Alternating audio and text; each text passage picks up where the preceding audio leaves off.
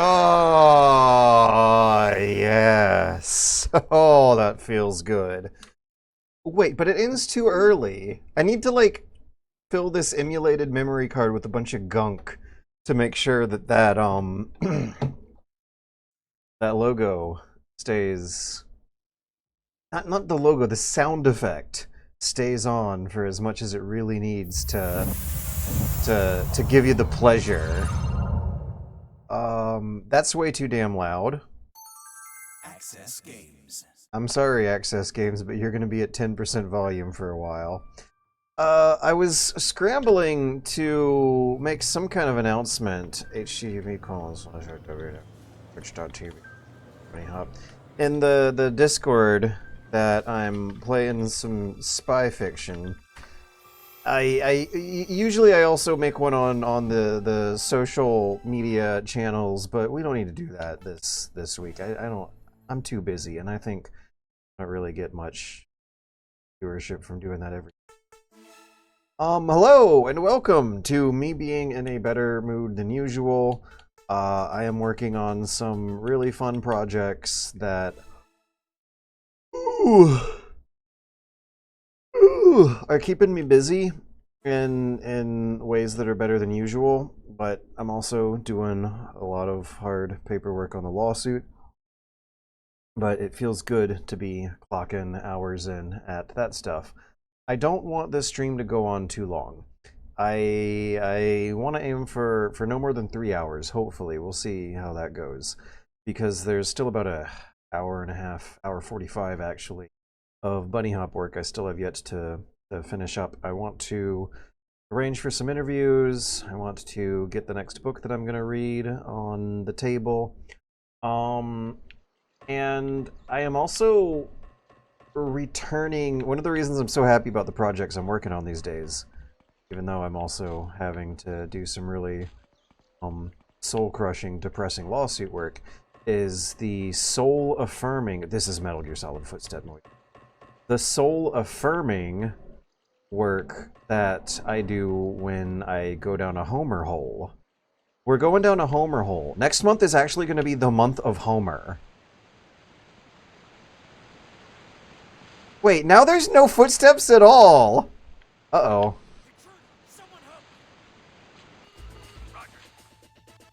Maybe I should just load my save. Okay, before I load my save, I want to point out, though, that I'm not crazy. Ow. There's very loud metallic footstep noises in this room. And I'm not hearing anything in this room.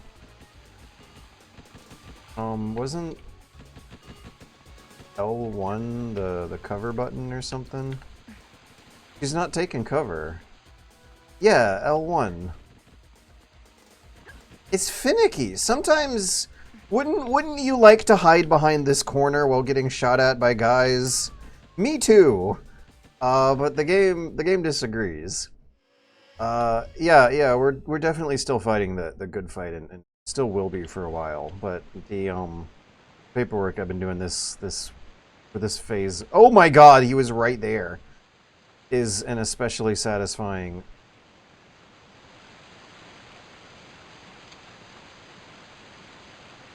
The paperwork that I'm working on right now is especially decisive and satisfying. It's also kind of awful, but the two concepts are related. The more awful things get, the more easily they should be to document and prosecute and get some closure on. Okay, maybe I can first-person shoot him? Nope. No, I can't even jump off the edge and kill myself. Oh no, they're trying to make a waterfall. Okay, I'm gonna get myself shot instead of reload the save game, because the save game was like, wait, no, the save game might be the better way to do this, because I saw another route going down a couple drops in the previous room that I might want to be taking.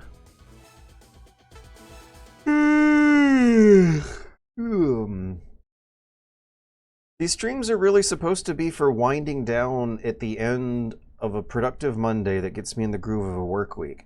And then at Friday, the streams are supposed to be about winding down at the end of a week. But what keeps happening for multiple weeks on end is that I still have like an hour to 2 hours of bunny hop duties left at the end of the day.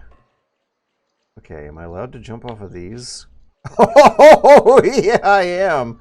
Oh, there's stuff down there. Interesting. Okay, so maybe that is the correct route forward because I don't remember. This was a week ago when I last played. And we're going to Lysander. Is that the Ocelot guy? The Revolver Ocelot guy? Hallway in front of elevator. Okay. Ah. Neither of these two buttons are sending me to the room I want. How am I supposed to stay oriented across all that distance it's covering with semi-transparent polygons in the way? In any case, it does look like I go down. Yeah, that's the down direction. I see my little flashy. Okay, now, is this an optional area to my right here? Maybe, but I don't think I have access to it. So I must have come from the left facing this direction. And the objective must be down a couple hills. Oh, did I come from here? Yes. These doors are unlocked. Hello, fat sacks.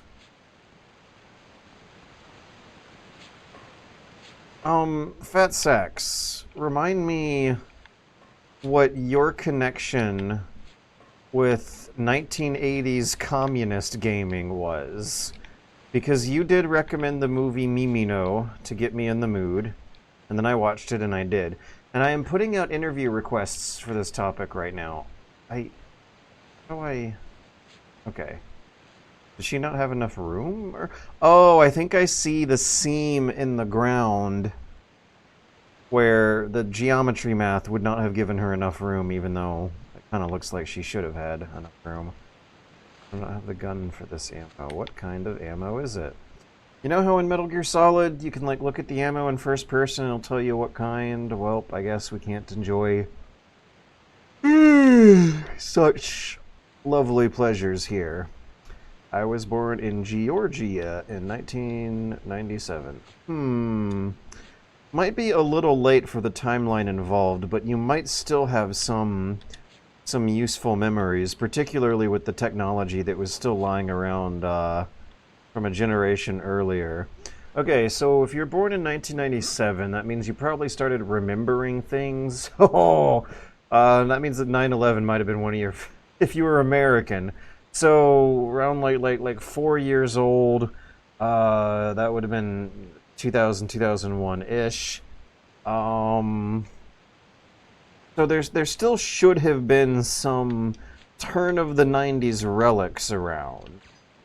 I don't want to speak on behalf of anyone who was around.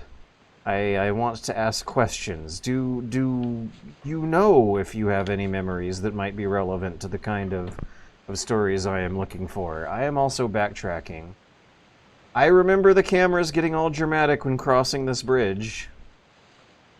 And I remember kind of making fun of it for seeming like it's loosely inspired by Metal Gear. Okay, there's also an interesting controller trick going on that the Resident Evil HD remaster re-release does, where you hold the stick forward and your character keeps moving. Oh, she just changed her mind. You can hold the stick in the same direction as the camera's changing directions, and your character will maintain the same direction earlier.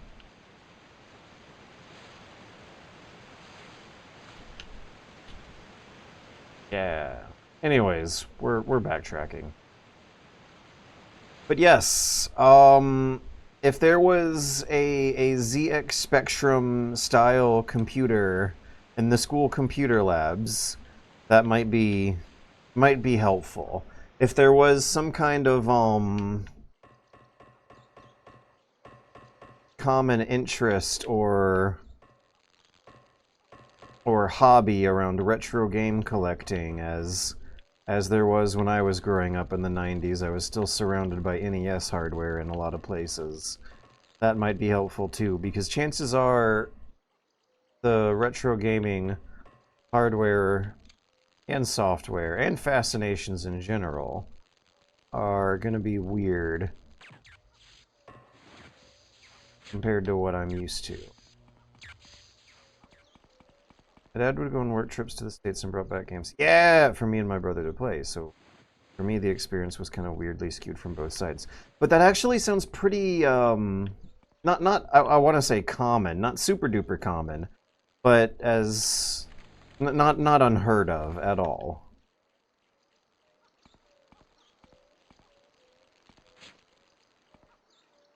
I can't tell if this is feeling like Metal Gear Solid 3 or like Splinter Cell.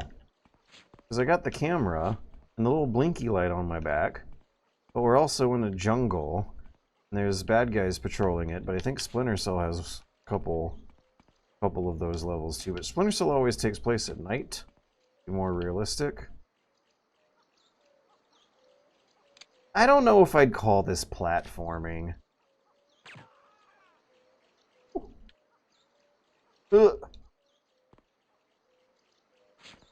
It probably looks a lot fancier than it feels in the hands.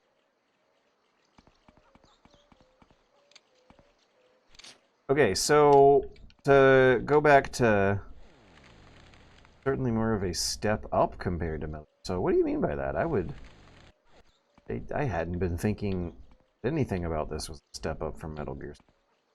Ah, fucking, see, like, I'm trying to wall hug. In Metal Gear Solid, you just run into the wall and your guy hugs it. And this one, you gotta find the sweet spot and hold a button down and then not move at all. I think I'm camouflaged. I think safe, right?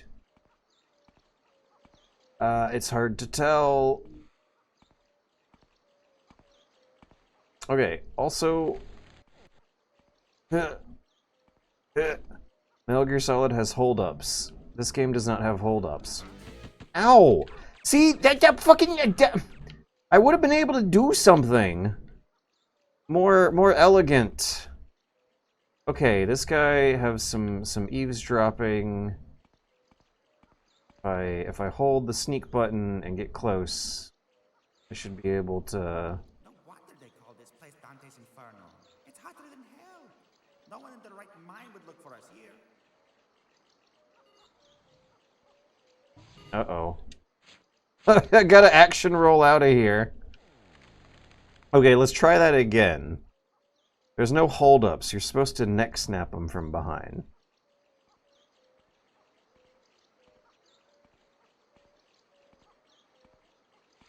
Okay. MGS doesn't have a jump button, so I found the platforming here now. MGS doesn't need a jump button. The jump button is a relic of maybe this being like some other game at some point. Okay, the neck snap didn't work. That's another thing. You gotta find the sweet spot for a lot of your interactions to work in these old PS2 games that weren't made by top-of-the-line in-house first-party developers like Kojima Productions. We're just gonna load the save. Splinter Cell had problems like that. If you reload Splinter Cell Chaos Theory with all the fond memories that you have in your brain of it, you might be somewhat shocked by how your character doesn't really want to interact with things a lot of the times when you press the buttons. There's some sweet spot you gotta find where your character's gotta be perfectly aligned with like if you're sneaking up on this guy and I'm trying to neck snap him. If we were playing Metal Gear Solid, there would be some auto aim, some very, very slight, subtle polishing to the controls that I am having to go without here. Ooh.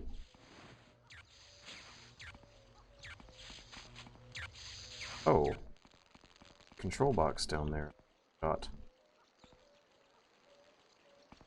But I grew up with some kind of Atari first. Dad brought back NES, the Sega Genesis, then a PS1. Then we moved to the USA. I got an Xbox and this. Sorry, ambits. Tape sensor. Okay, within that realm, the dad bringing back game consoles. Oh, is this? General Lysander has zero tolerance for failure. He hospitalized a guy for a month just because he forgot to salute. He almost snapped the guy's arm off. Oh, god damn it! I wasn't close enough again.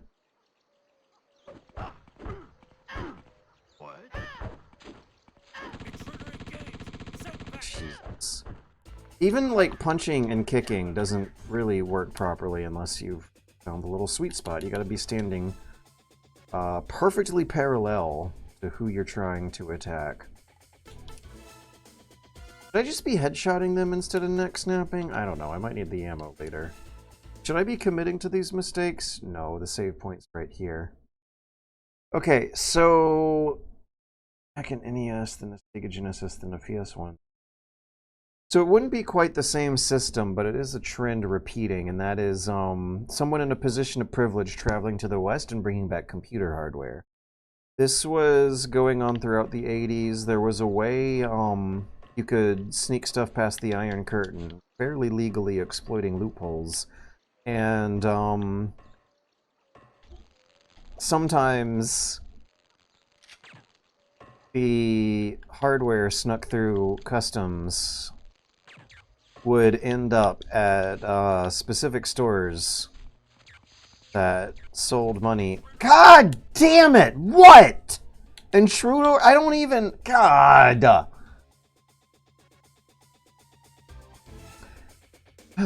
There were some stores where you could sell and trade things with Western currency, and a lot of the stuff that would get brought back by the privileged uncles and fathers who'd travel to neutral countries or to the West to bring back computer hardware would end up in these stores, and this was a way the government could scrounge up as much Western currency as it could, which was far more useful than the Eastern ones for buying necessities.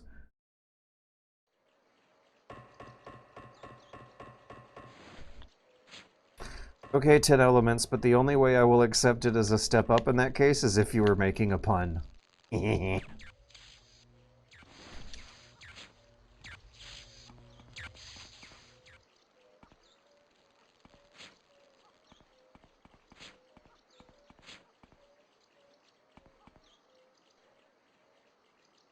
Where's the guy? Where's the guy? Where's the guy?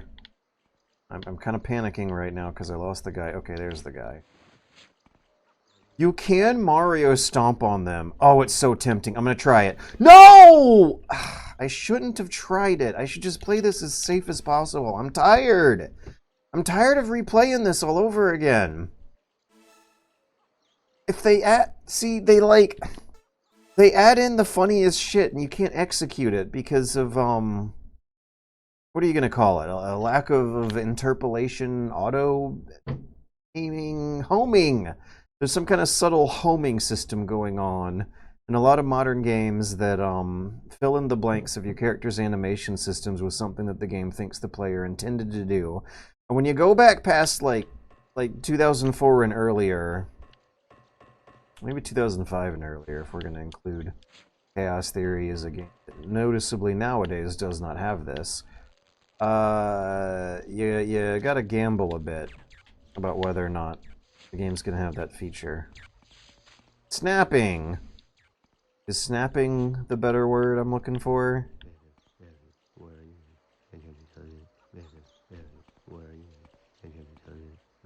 Because I'm about to give this guy the snap.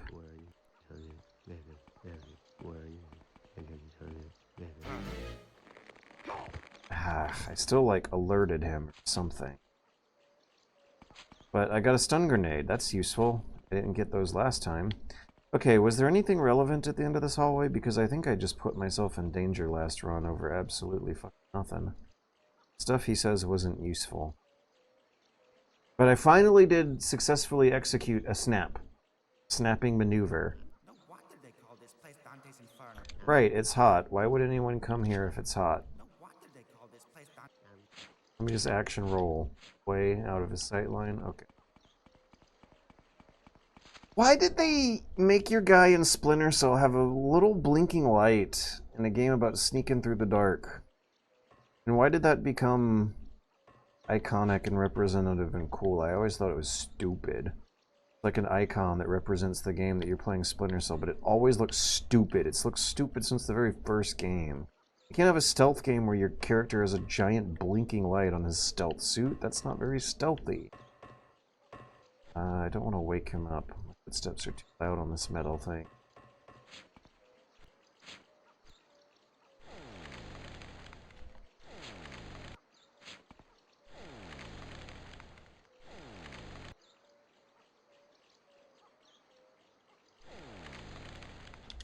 Is Dietrich Troy still at basic? He's going to blow a gasket if Troy doesn't report. They placed this guard.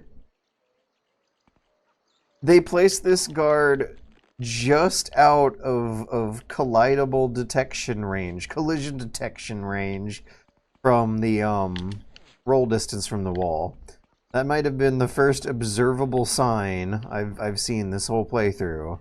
At least this whole level. Some levels are better than others. The first observable sign this whole level that they actually might have playtested this a bit.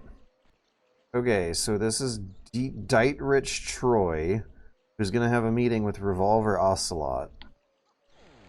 Is he just like how Revolver Ocelot is just I see. slid in from Metal Gear Solid. This guy might have been slid in from a different game. He reminds me of someone from Final Fantasy X, I think. Oh, good. Maybe that's supposed to be a reminder to snap a photo of him to make guys.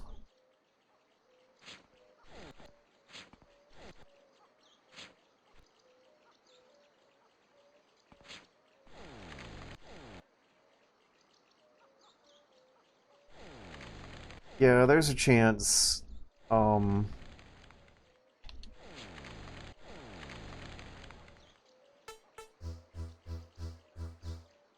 That it could be some non-diegetic gameplay aid. Oops. Okay, he's got to turn around, and I got to get him real quick and then duck behind the glass again. Freeze! Huh? Did the picture do it, or did I connect a line of sight with him? I'm unsure why that didn't work.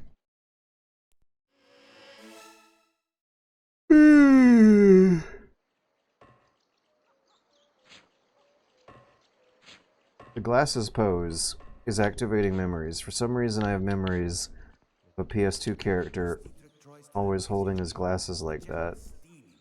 Just don't remember which one. And in many respects... God, oh fucking my... Oh wait, no, never mind, we're fine, I shouldn't get mad. And in many respects, a lot of those PS2 characters kind of look the same sometimes.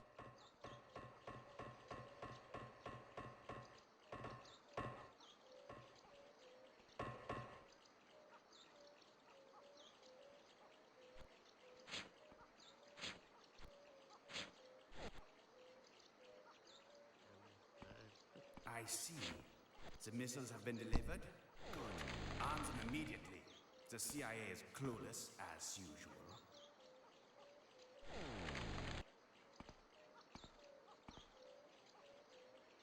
Okay, now do I need to take a picture? Maybe I already have one in my photo album.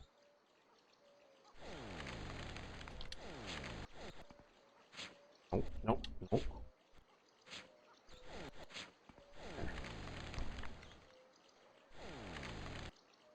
Quistis does that, but she's... Remember too many people wearing glasses. Am I thinking of Emma Emmerich from Metal Gear Solid Dux? Door locked. Yeah, let me take a look at my era. Take a picture. Can I see who's currently in my disguise bank?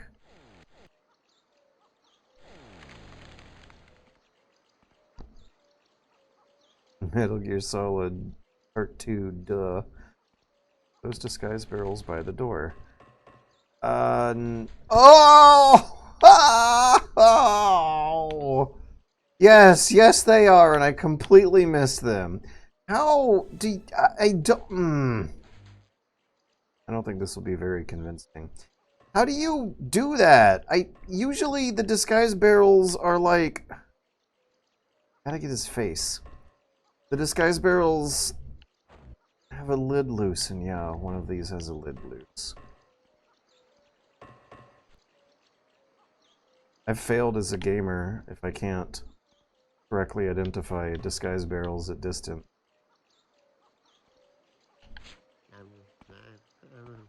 Ah! Is Dietrich Troy still at base HQ?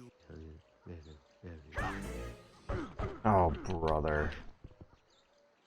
Intruder engaged! Send backup! The neck snap didn't work again. Did I commit to the...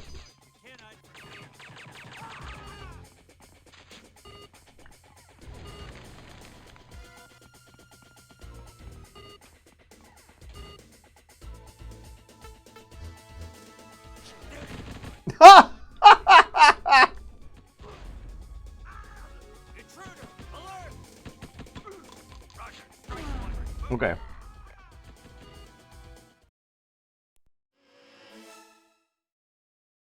Do this again.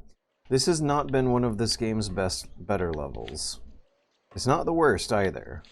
I'm not doing the Mission Impossible bungee cord computer hacking thing.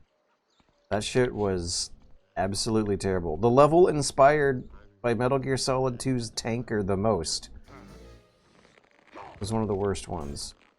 Someone just come out that door? It's like when I hear him get alerted, I think I hear the door over there sliding open.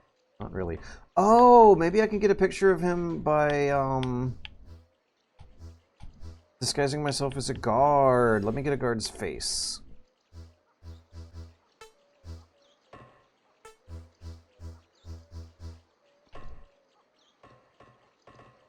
Yeah, this trick ought to work very well. Gotta better though.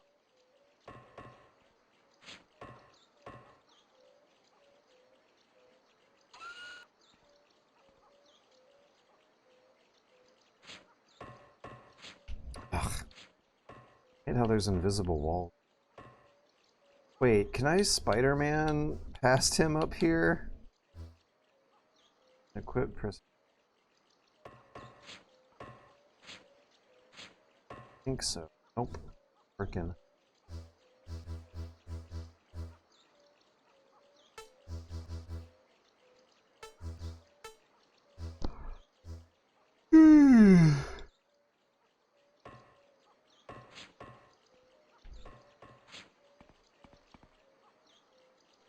Okay, if I use the spy camera, I might be able to do this from upstairs without having to put myself at great risk. I can't believe it, Fat Sacks. You have all this stuff memorized. I don't. Press R3. Okay, so R3 is the spy camera button. Oh man, did I place it too high? Yes. Oh no, look at that. Okay.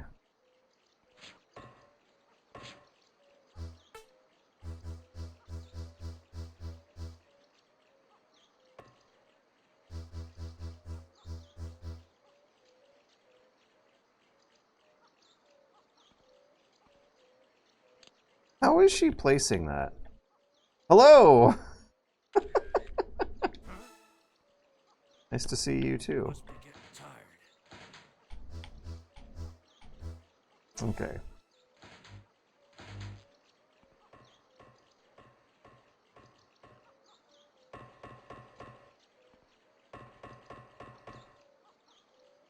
Don't mind me, I'm just reading. I see. The missiles have been delivered? Good. Arms them immediately. The CIA is clueless as usual.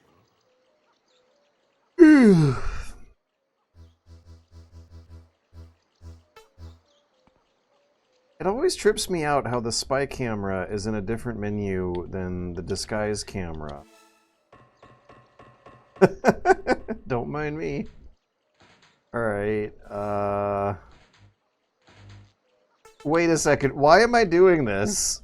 What is the mission objective? I'm accidentally... Follow Lysander. Okay, gain Diker's disguise data. Done. Now we need to follow Lysander.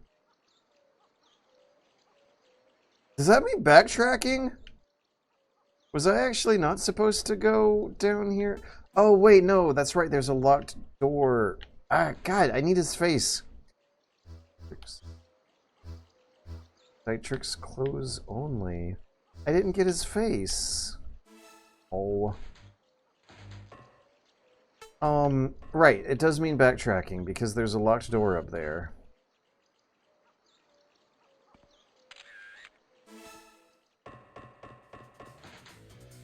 What? Oh, okay. This is not bad music.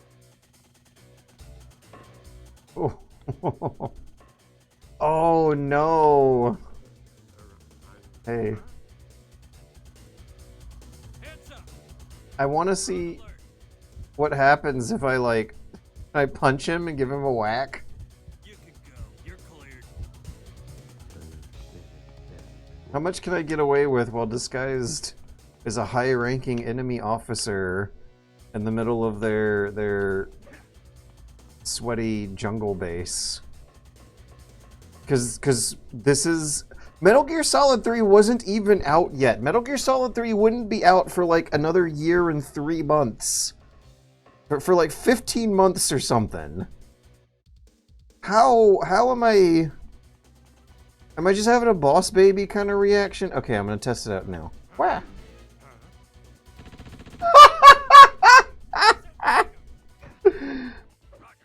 Okay. We're gonna get ourselves killed and start the area.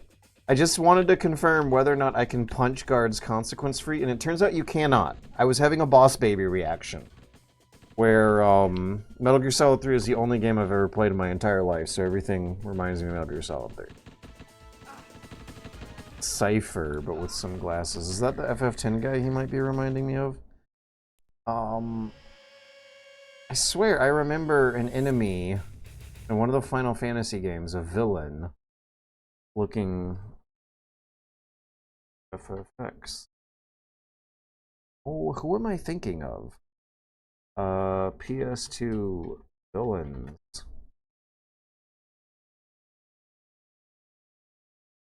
Was there a guy in one of the Resident Evils who had a little pair of glasses he was always holding the bridge of?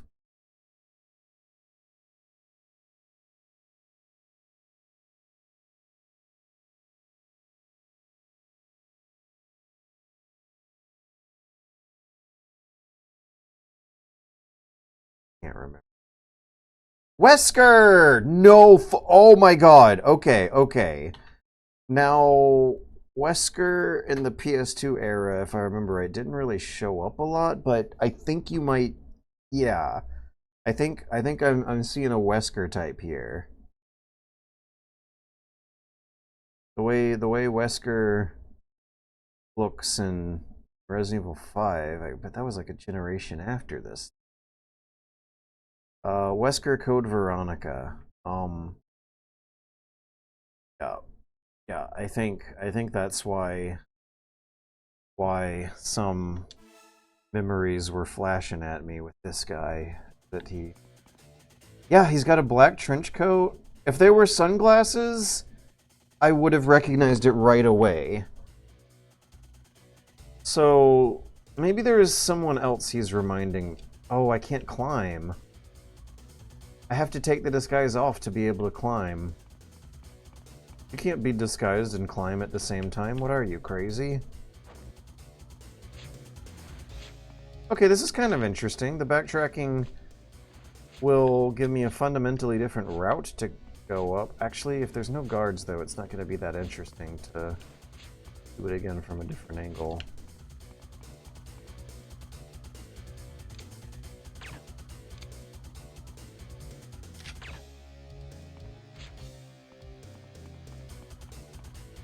So I hope there's another disguise barrel that I might miss, but Fat Sex might spot. He was very Wesker, but I totally wrote that off as too obvious. I think... Uh-oh. Uh-oh. And the reason it wasn't ringing a bell for me is the sunglasses weren't dark. Is this what I want? What's this over here? Yeah. Yeah. Yeah. Yeah.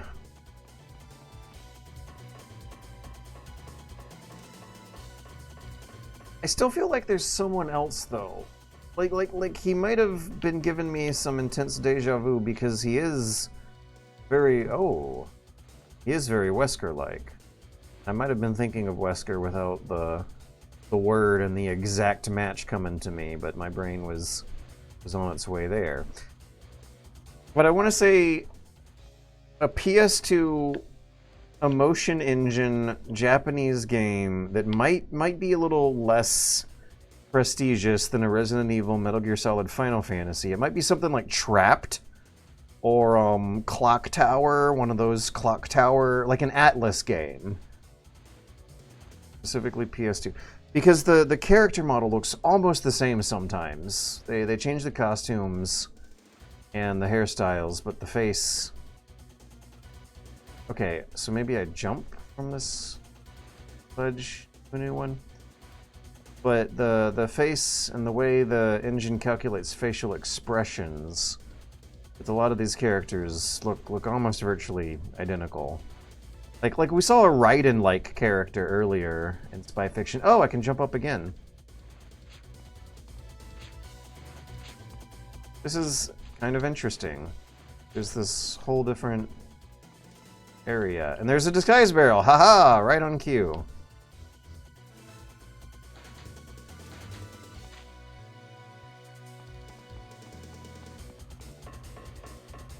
But not a Western PS2 game. Because for some reason, Western PS2 games look like stinky, rotten garbage.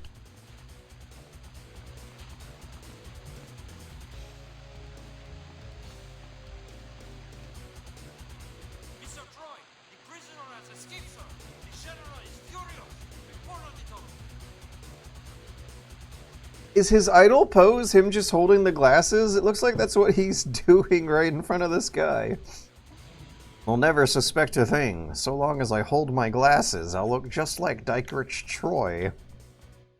Alright, now... I believe we have to meet General Lysander, who I guess really is the Ocelot Revolver character. Follow Lysander. Is this the end of the whole level? Because it looks like we've been everywhere. We've been across the whole loop, and it's playing the climactic music. Oh my god, he's Ocelot. Sure we won't get too far. The jungle, the swamp, or the minefield stop. The jungle, the swamp, the minefield. I don't have time to chase rats. for one escaped prisoner. It's not The voices are too quiet for the music. Oh, this is so adorable. All right, then I'll take care of it. You join up with the troops and carry out our operation. I think it's best to split up.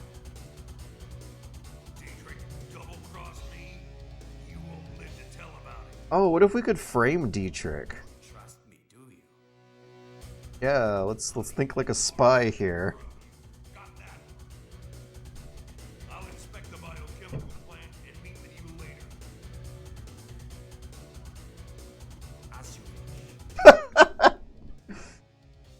wish. He's never gonna leave that pose. I wanted him to clip through the door. I swear he saw the MGS trailers. What am I doing first? He did. But the other thing to keep in mind, as we have discovered, is that this is an homage and parody and satire and deconstruction and question mark of like a lot of the spy fiction genre circa late 90s to early 2000s.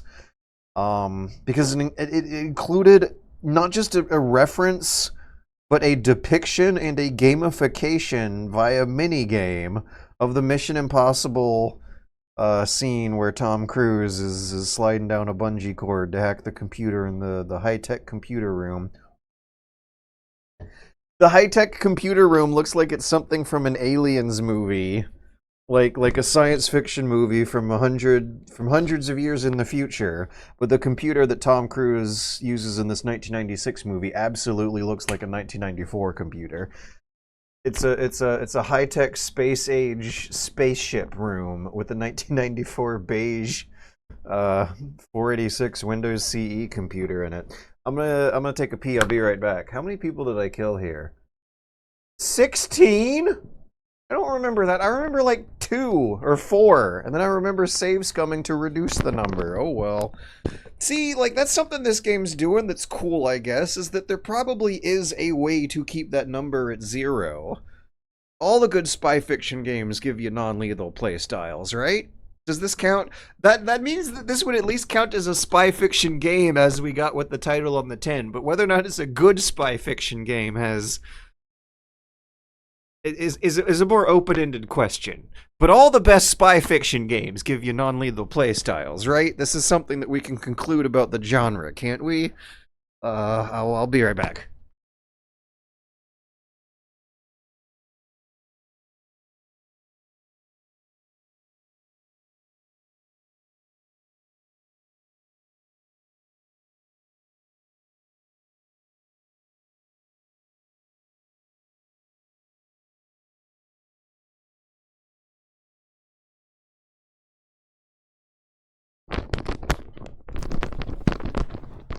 So, there were some guards guarding the cell that you spawn in, and you might be able to knock them out with melee instead of kill them.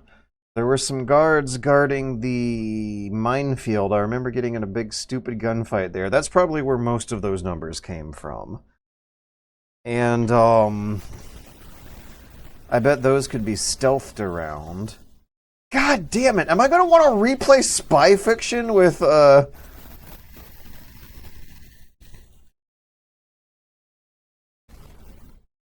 with a non-lethal playstyle?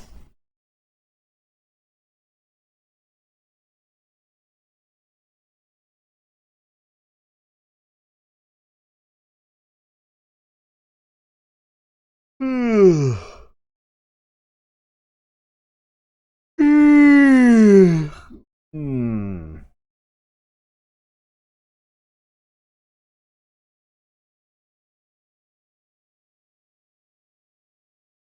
Why is Windows 3.1 funny? I googled Windows 3.1 just to see if I got something wrong.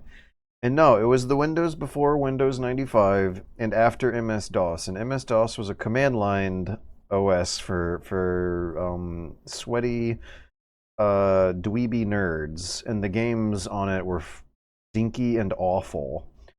Windows 3.1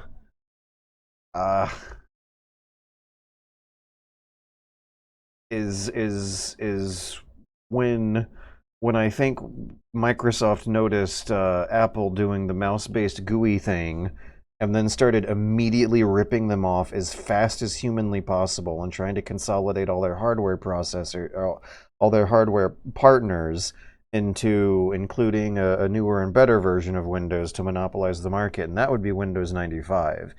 And that was wild because Windows 95, I remember, was like my exposure to a mouse-based GUI operating system. My family had an MS-DOS computer and then jumped to 95, and that seemed like a huge multi-generational leap that happened in just a couple of years. The reality is that Apple had beat Microsoft to the punch a few years before, and Microsoft plagiarized Borderline, their GUI style, and did absolutely fucking awful things to become a monopoly for a while that the government did break up, and they don't do that anymore. But Bill Gates has tried to get into all this philanthropy work in the modern age to more or less dissuade us from remembering of what it was like when he was suing kids named Mike Rowe, who when he was suing just about everyone to get that on the docket. But anyways, I'm also seeing that when you Google Windows 3.1, a lot of LOLs also come up attached to it. Somehow, Windows 3.1 is funny, and I guess this is a hole in my history of personal computers I need to be filling in. Because Mission Impossible was released in 1996, but has plenty of scenes of people using computers with Windows-style operating systems on them. And that movie had to have been made around 93 to 94 for it to get wrapped up and finished and released in 96.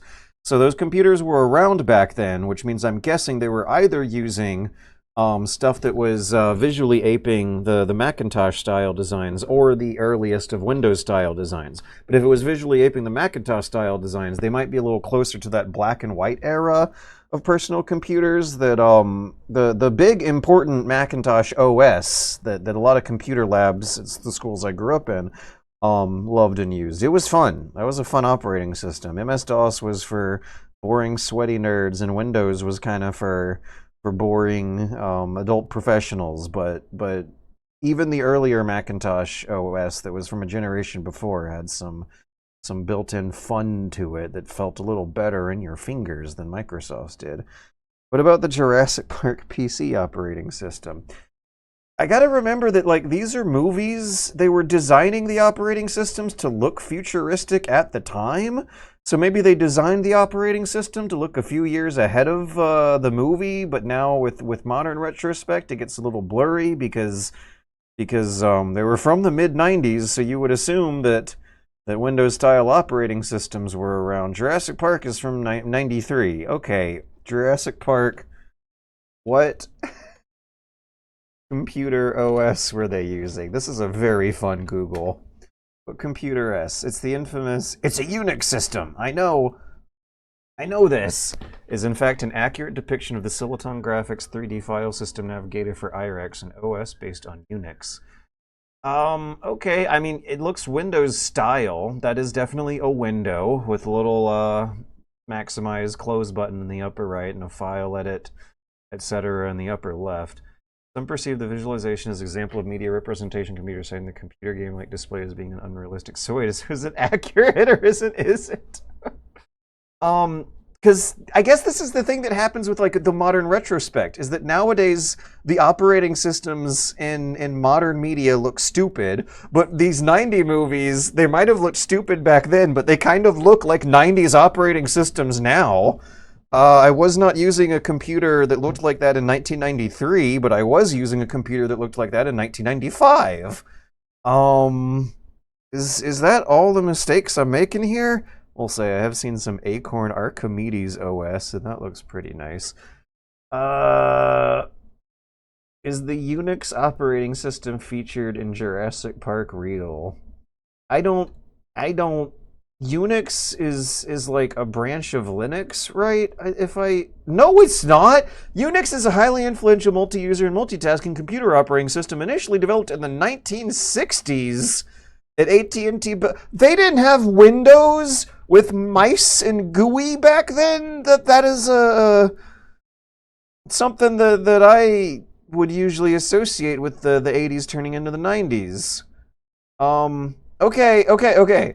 I think I actually found it on Wikipedia. The common desktop. Let me get a window capture going here.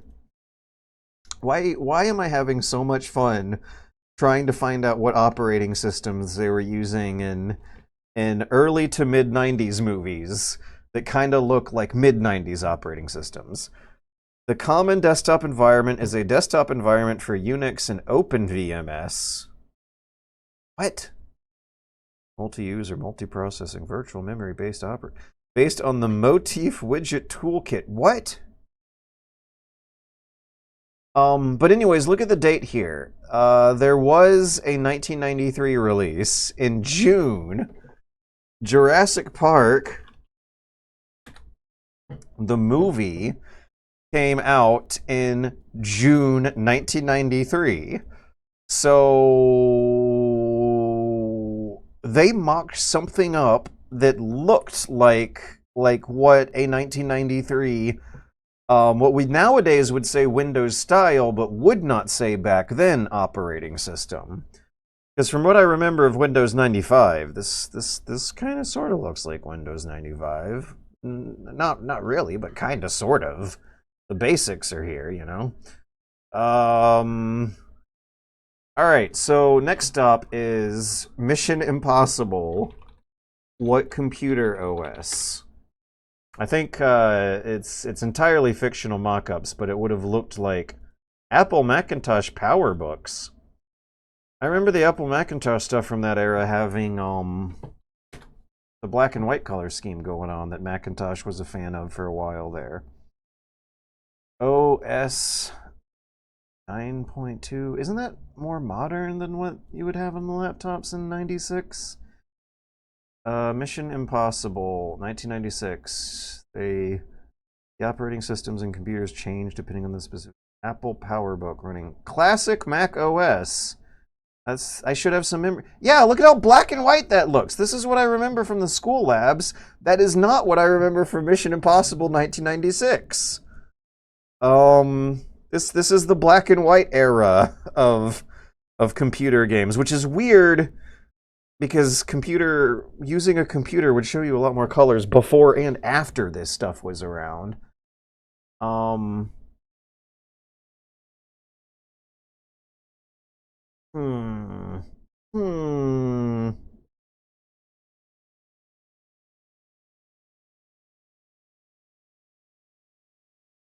I've seen some Macron Archimedes. Wasn't Jurassic Park running on Silicon graphics, or was that just to render the dinosaurs? Maybe. You would want to have a pretty different looking thing for the shots that the audience is supposed to understand versus what they're actually doing the ugly CGI work on the dinosaurs for. But I'm shocked that they would have used the Macintosh. Apple had stuff before Macintosh, but the original Macintosh, I thought, was a revolutionary computer because of the operating system that was like the real first Windows mouse-based GUI controllable operating system after an era of command-line keyboard-only operating systems. As we saw in the ZX Spectrum, you could towards the latter half of the 80s, they were working their way out of command-line interfaces into keyboard-controlled Windows styles. But using the mouse was a very, very big deal that Apple wanted to push hard and made an operating system around it that Microsoft then very, very quickly ripped off and illegally consolidated to create a monopoly around. And now, as a consequence, we call this stuff Windows-style operating systems when differentiating it from the 80s operating system. Okay, Mission Impossible computer operating system. You know what? One of my least favorite movie operating systems in recent memory is what David Lynch had them do for Twin Peaks Season 3. Whenever a guy is using a computer in Twin Peaks Season 3, they really, really want the viewers to not get confused about what's going on. They don't show you anything beyond the immediately relevant data of what the character is doing on the computer. Yeah, nothing like whatever the hell we're seeing in this. Okay, Mission Impossible 1 computer OS. If they use real operating systems, I'm kind of impressed by Jurassic Park. I thought this was always mock-ups. If they're using real operating systems, I'm going to be more impressed, but I think they're mock-ups based on operating systems of the time. Bleep, bleep, locked on source. Don't you love it when you're trying to type your password into your computer and a giant red flashing with a sound effect message appears saying access denied, access denied. I know what my password is, but I sure do get annoyed at how big of a deal my computer operating system makes when I make a tiny little mistake. Okay, so this is for Mission Impossible. I was watching this just a few days ago. I remember this. I think they show a character looking at this on something that would have looked like one of those PowerBook laptops. This is when Ethan Hunt is searching up trivia on the mole character named Job, like from the Bible. He's searching for Usenet groups to get into contact with Job through the 90s internet. So let's see what the classic Mac OS would look like on like a Usenet software and compare. Because, yeah, I don't remember them looking like they do in the movie. Where was the movie? This one. Yeah, they definitely make it look more fun, but are there some tells here that will really give away of what they were looking at when either mocking... Oh, look at the drop shadow behind the window. Maybe you can tell it's a mock-up with that, because I don't remember seeing a drop shadow in my operating systems until like Windows Vista. Classic Mac OS 1994, was it? Classic Mac OS. I'm wondering if the black and white versions I remember... Wait, what? System 1 in 1984. I thought they didn't call them Macintoshes until around the 90s. Like 1990. But the big popular one before that was the Apple II, and that was a command line. 1984. Man, I'm way off. I'm a big dumb idiot getting everything wrong. Okay, so why are they not keeping the timeline going? Okay, they are.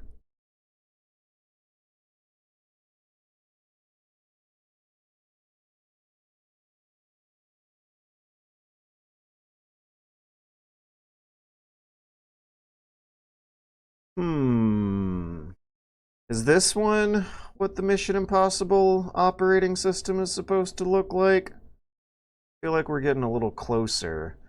Mac OS 8.1. I really don't know the numbers. 97. Okay, so what was Mac OS 7 like?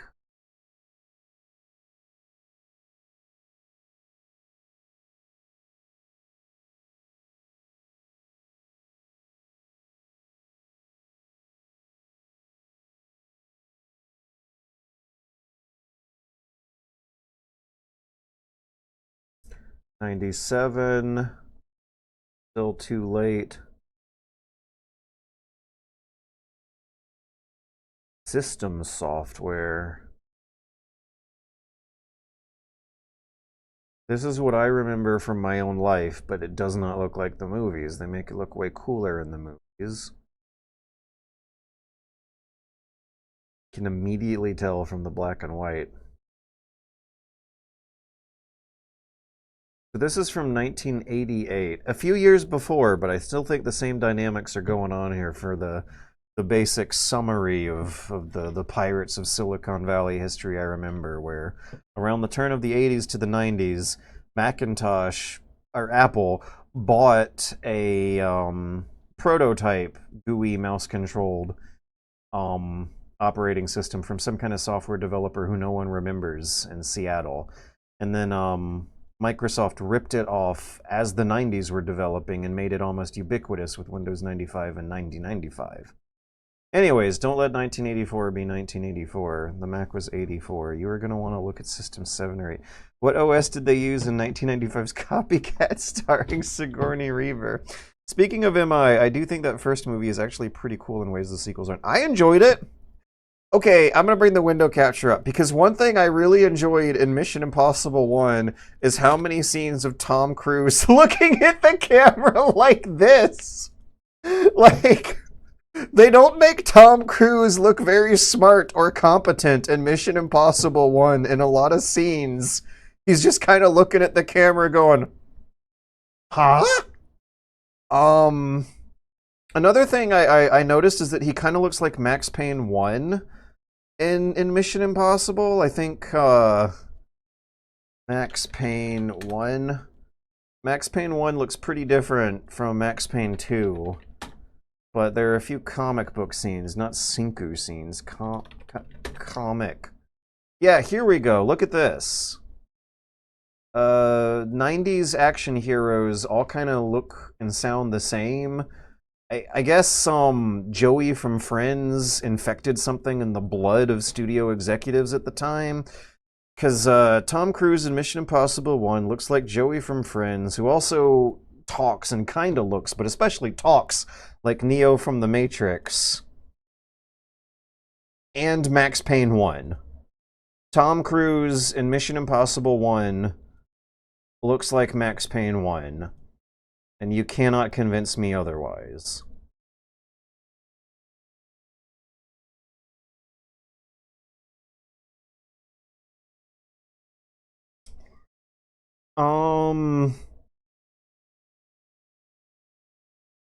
Yeah, look at how the director really wants you to feel the slack-jawed ignorance and stupidity of the of the character here. Tom Cruise is depicted as a competent spy badass man, but the visual language the director was giving him seemed to not include the insufferable smugness that is often associated with the actor nowadays. He really has those bushy eagle eyebrows. Probably a little Johnny Mnemonic, which is also Keanu. Johnny Mnemonic is The Matrix is basically Johnny Mnemonic 2. The Matrix Reloaded is basically Johnny Mnemonic 3. Johnny Mnemonic is almost the same character going through almost the same story, and just by like radically less competent filmmakers than The Matrix.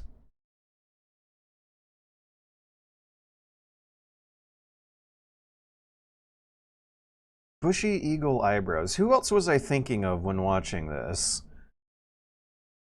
Famous 90s action hero. Oh yeah, Edward Norton from Fight Club. Not necessarily like a famous for being a badass action hero. Edward Norton from Fight Club, but similar sort of vibes about like seemingly quote unquote normal white male young 20s violent action movie hero having an existential identity crisis. Everyone, all the young white men in the 90s looked like this, I guess. Tom Cruise, MI1. Yeah, look at that. Let me get the hair in the shot.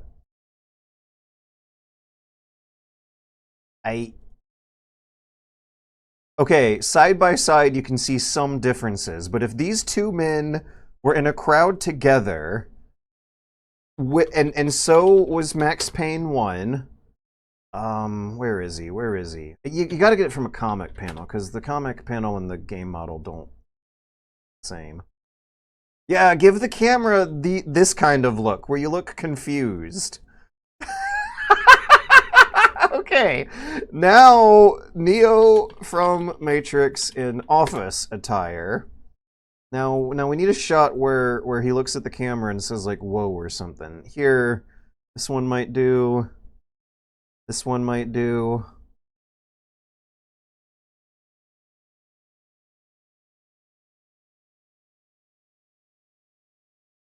Is the hero from Office Space another candidate here? I think I'll pick this one. Okay, now Office Space Man is Peter Gibbons. So I'm noticing a commonality here. They're always like computer worker guys. If you were a young white male in the 90s who knew how to use a computer, I guess you looked like this and you had no choice in the matter. It must have been a law or something. And I think the most reasonable explanation we actually have for this look and this type of character is Joey from Friends. Right? Here we go. We'll use this one. If there's one where he looks at the camera kind of confused and befuddled, but played straight instead of doing comedy acting like in that one, then we'll really be able to match him up. But I think we have Joey from Friends to blame for all of this. And maybe Justin Timberlake? Justin No, Justin Timberlake was after 1995. Yeah, he it would have been some other boy band music celebrity. Justin Timberlake's too young to have started this trend. I think it's Joey from Friends we mostly have to blame for thick black hair, but deliberately styled, thick black eyebrows, clean shaven. At various points in Friends, I think he mentions computers. He's not depicted as a computer nerd, but in all these action movies that had scenes of computer nerdetry happening, which Mission Impossible 1 is full of, because he's a spy computer hacker kind of action hero guy. They look like this. They all look the same.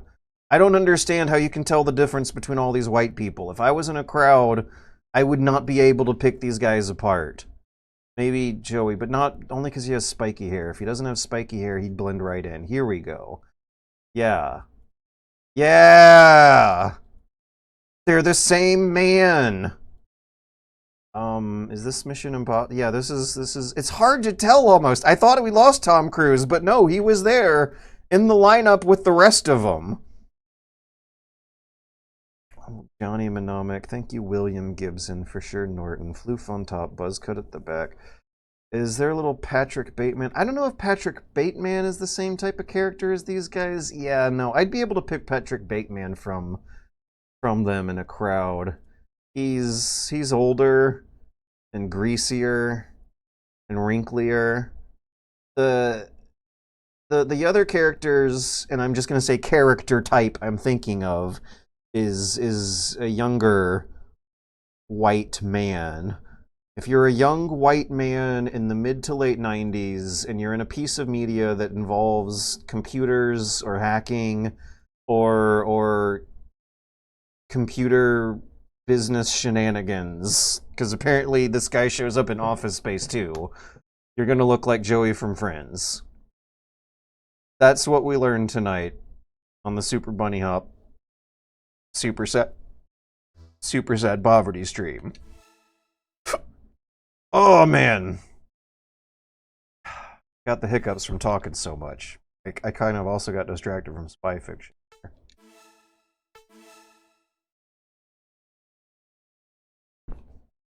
Hang on. I want to make a point though, because this is different. It represents the beginning of a new era, where action heroes from the 80s were like big muscly bodybuilders, and action heroes from the 90s were lithe acrobats.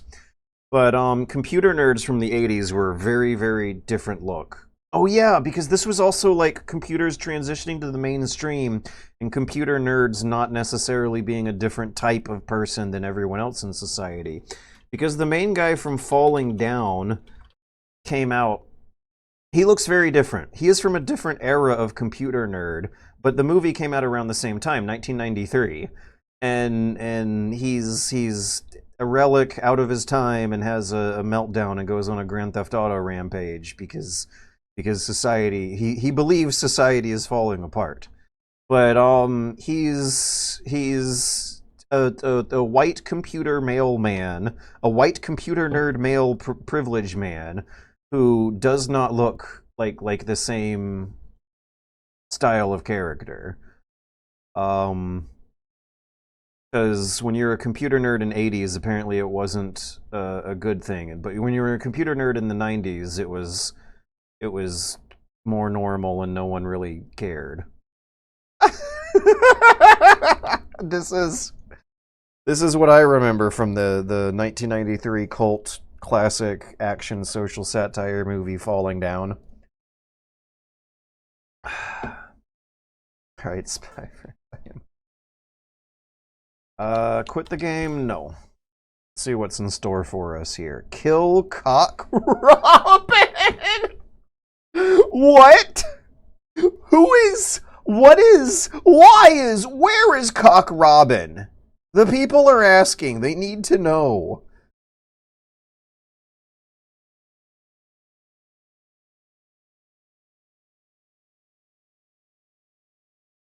All right, dollar store money penny, tell us about Cock Robin. The biochemical plant is confirmed.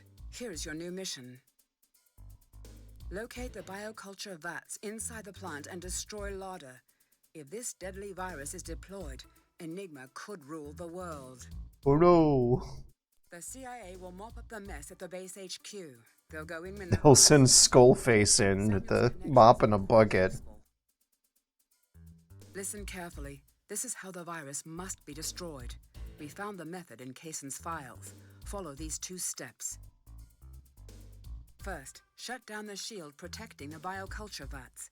The shield's control panel is locked with a 512-bit code. It would take the HQ computer hours and hours to crack the code.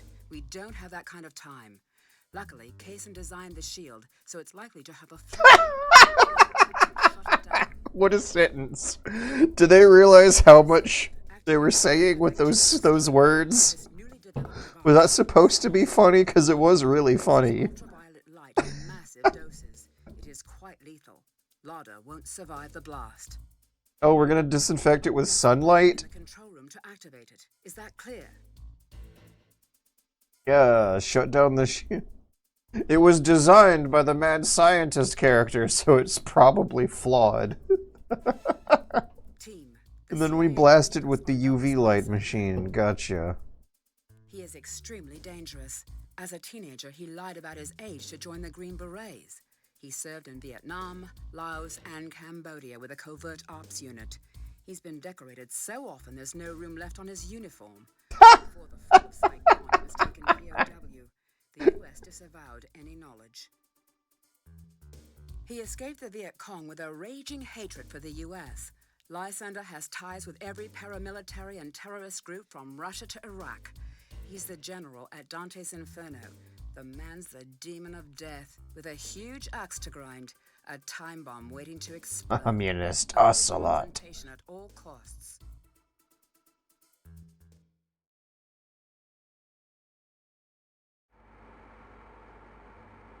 Be advised, he has ties to Iraq. It was... Oh, is this a disguise closet? Yes, it is. It was not uncommon to hear that all the time back in the 90s either.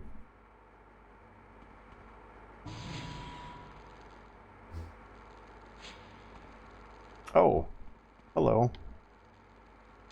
Ooh. Wait, maybe I should have punched it. Oh, you can't jump punch. Okay.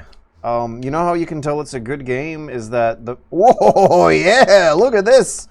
The first thing that I want to do to understand where I am and what I'm doing here is open up the map and check your objective screen and use your brain a bit to think. Remove the shield, use the antibacterial strobe. Wait, Lauder's a bacteria, not a virus? Doesn't that usually mean that they're easier to cure?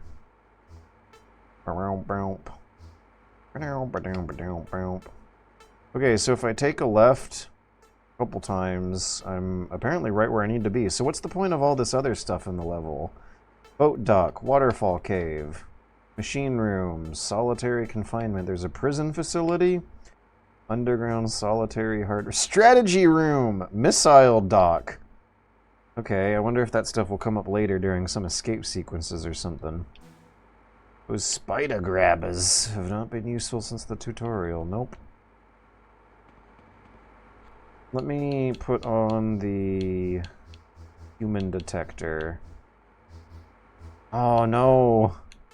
They took it away. They took away our most overpowered spy gadget. I feel like I've never, speaking of not using things that are there the whole game, I feel like I've never really used the security tags to turn off an alert. Turn off an alert phase. I should be taking lefts. I looked at the map earlier. Uh-oh.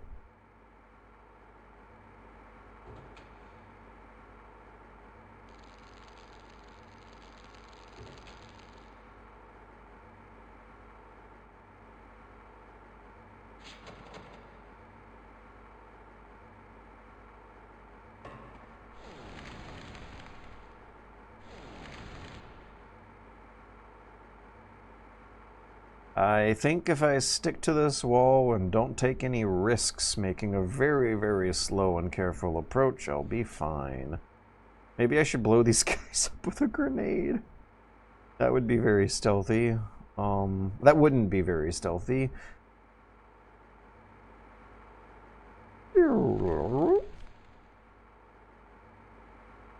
I'm not close enough.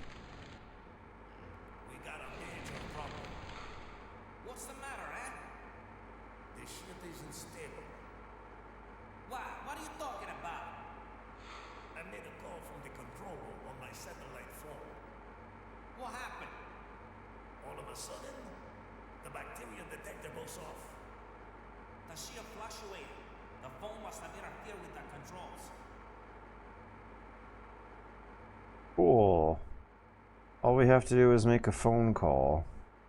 I don't like how once they were done with the conversation, though, they switched into a more serious guard mode where he looked at me for a few seconds, and I guess I gotta wait for that interval to get out of here. On my satellite phone. Takes about 2 seconds to turn invisible. 1 Mississippi, 2 Mississippi, 3 Mississippi, 4 Mississippi. I think I'm fine. 5 Mississippi. We're like 8 seconds. Yeah, we're fine. I have a safe distance from him now. Alright, let me take a picture of him with my disguise camera. Ah! Oh, that guy wasted no time showing up.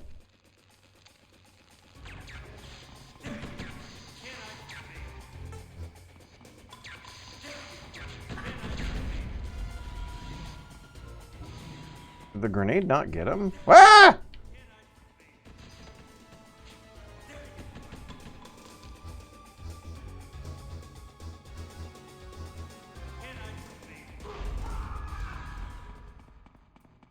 Okay, we're committing to that. I did too much save scumming in the last level. Now I have to... Dear penance. I have to pay my penance ritual. I don't know how I'm saying that. I don't know how to say that. I feel like I'm accidentally saying penis. I'm cracking myself up over here. Camera, please. Yeah, I can't reach him.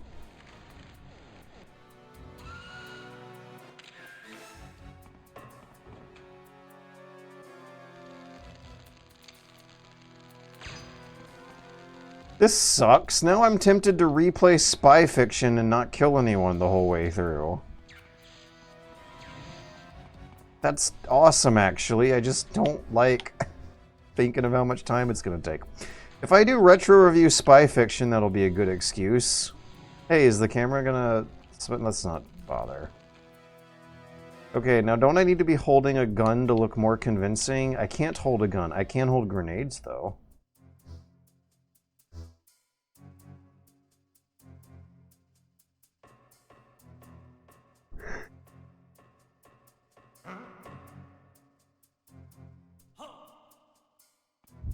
Hold the shaver. Should have read that a few seconds earlier. The walk betrays you, too sassy.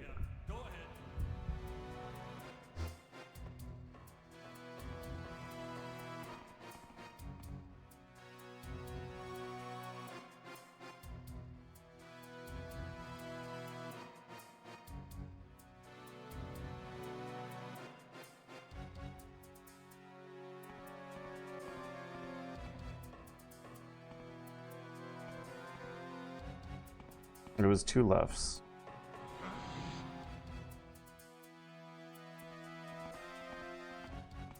Should I be this guy instead?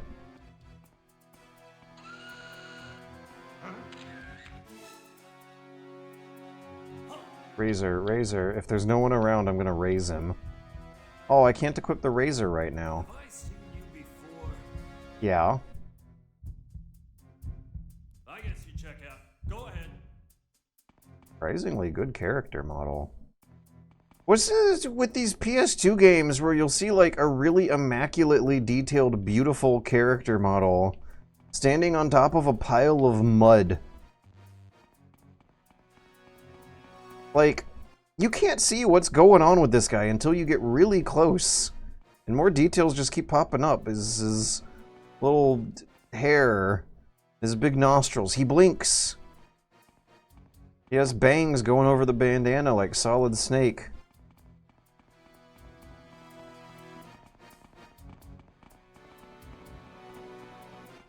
Oh, the caution phase might be screwing this up. There's some kind of security shutters over these things that look like windows. Okay, 3, 2, 1, safety.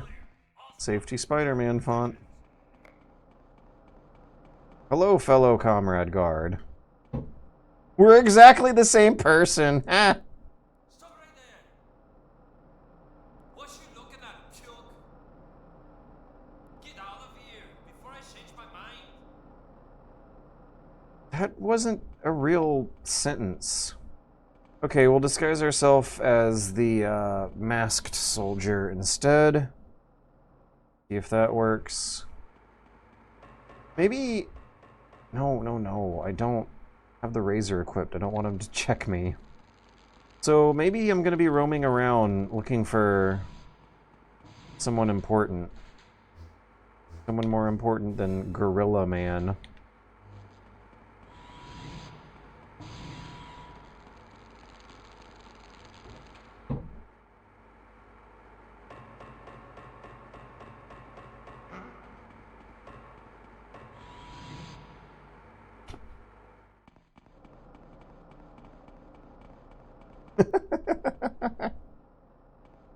I like how incredulous this guard's gonna be.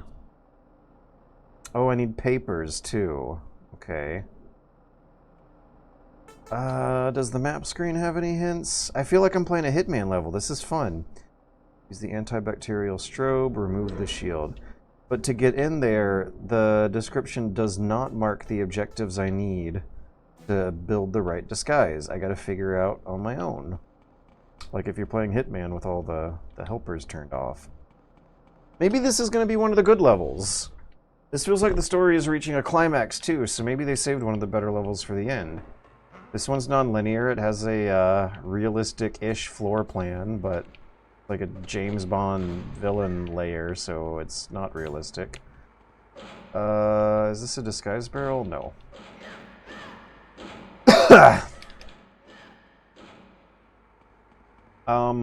I'm gonna pee again. I'll be right back. Ah.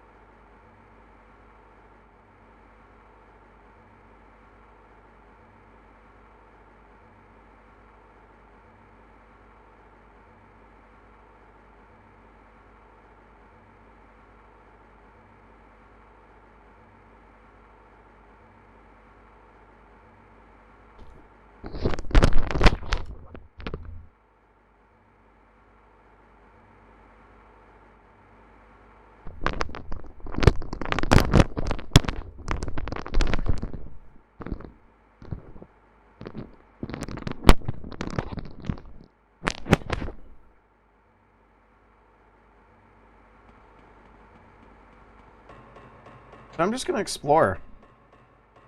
I'm just gonna run around and see what I can find and have fun. Eh? Must be getting tired. Okay, don't step on the metal. Got it.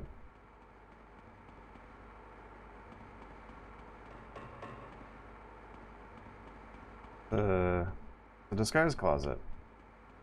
I think this game needs an MGS Delta style.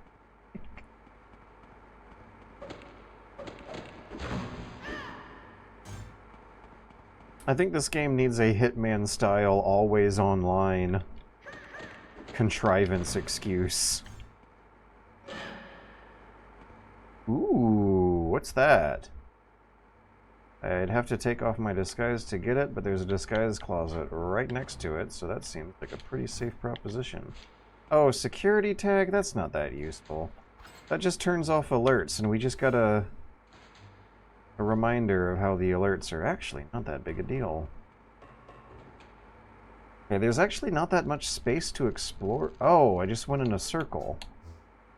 Okay. Brum, brum. Brum, brum. Brum, brum. Brum, brum. Brum, brum. Brum, brum. Brum, brum. Brum, brum. Uh-oh. Okay, we're back. Maybe hallway B is what I'm looking for? I don't know. Doors are red. Usually means locked.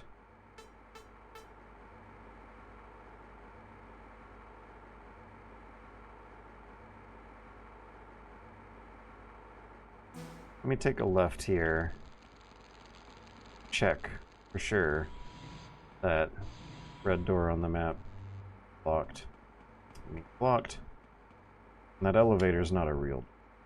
That's a real fake door. That is a real fake door, yeah. Cool. Okay, so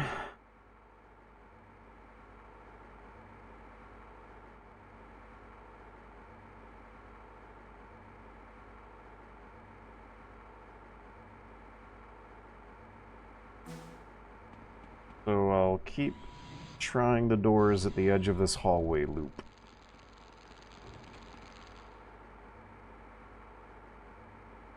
You know what this game needs? If this game needs a Metal Gear Solid Delta style remake, then maybe what it needs is a black and white mode to convey the idea that you are playing an absolute stone cold classic of the medium.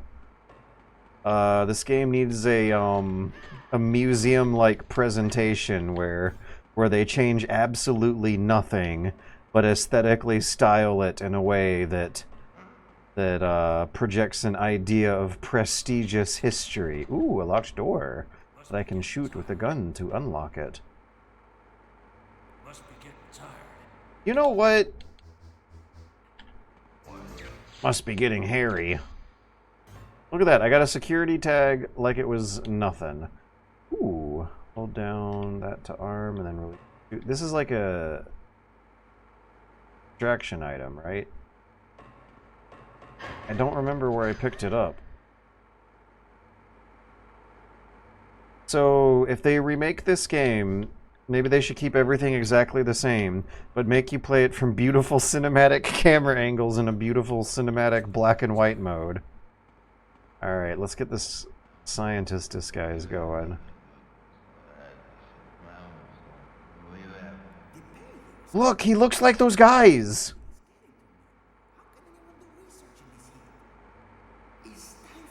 When they made this character, they were probably looking at JPEGs of Joey from Friends, or Max Payne 1, or Mission Impossible 1 Tom Cruise, or Neo from The Matrix, or Edward Norton from Fight Club. Look at this 90s computer man.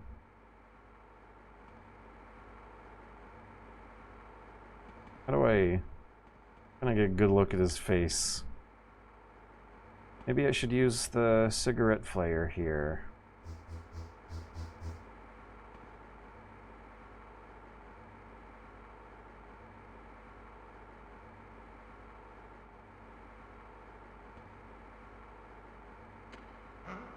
Alright.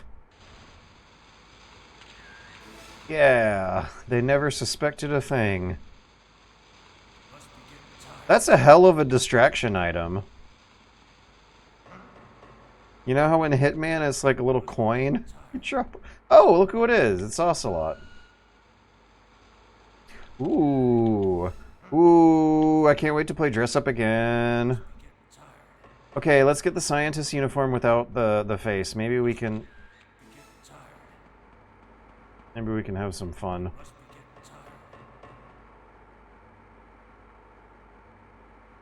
I'm trying to eavesdrop on him. Oh, that might not have been an eavesdrop. Yeah, it is an eavesdrop thing. Who cares about a revolution in this two-bit backwater? World domination. Now that's a goal.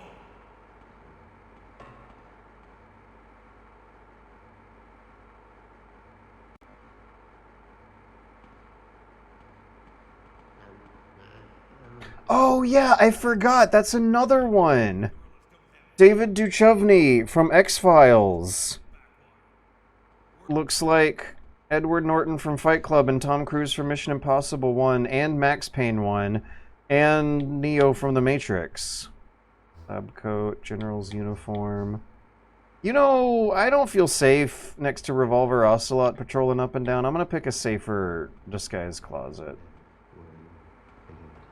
Because I think we got the disguise that we need to get in the lab. We got a lab coat. Oh, ooh, locked door. Ooh, I want it. Okay, turn around. I'm having fun. I am having fun playing Spy Fiction again. This must be one of the good levels. I can't wait until it looks pretty, though. But it's laid out in a fun way. I have to think about what disguise I'm wearing, where I am, like I'm a good hitman man. Guy's barrel? No. I can't believe I forgot about him. But yeah, it is absolutely... We do not have Joey from Friends to thank for this. It is David Duchovny from X-Files we have to thank from this. Because X-Files is more action-oriented than Friends ever was. Even though they do kind of look the same. But when Hollywood producers were chasing after trends and establishing trends and making trends, they would have picked David Duchovny for that kind of archetype, wouldn't they? Oh, let's see what she looks like. Oh, that's awesome, actually. I fucking love this. Hell yeah.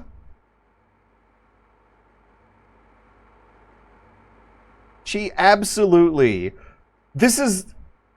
She looks more like a Metal Gear character than the actual straight-up ripoff of Revolver Ocelot.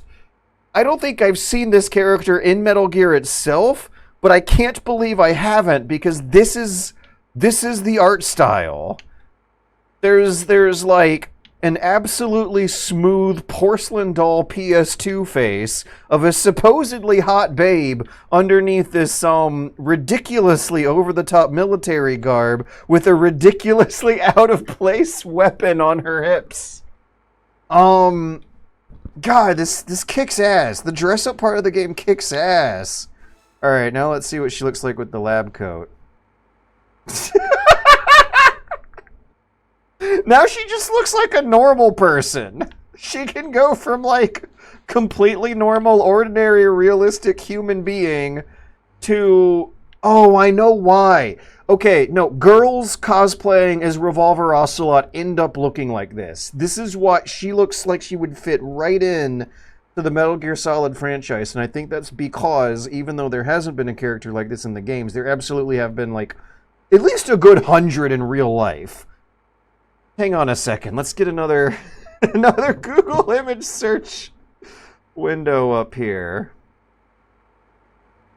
God damn, this is awesome. I want to keep this disguise on instead.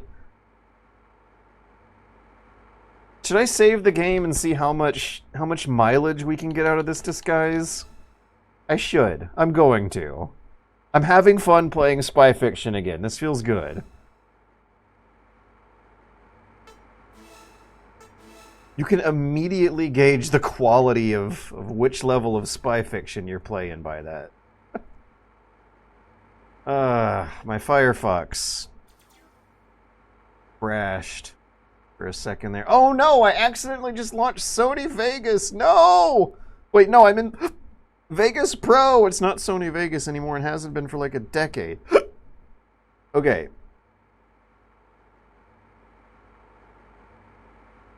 Let's get her back on frame. I think this is my favorite of every outfit we played dress up with this girl with. This the scientist but also kind of office lady uniform with the khaki look was real strong. This, on the other hand, just looks like pure nerdy cosplay fun. Ocelot cosplay. Right, okay, but there already is one girl. For some reason, girls love cosplaying Ocelot. Okay, now sunglasses.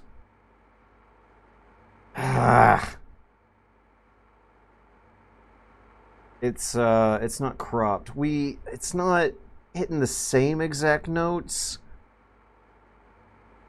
We're very, very close, though. All that we are missing is the sunglasses.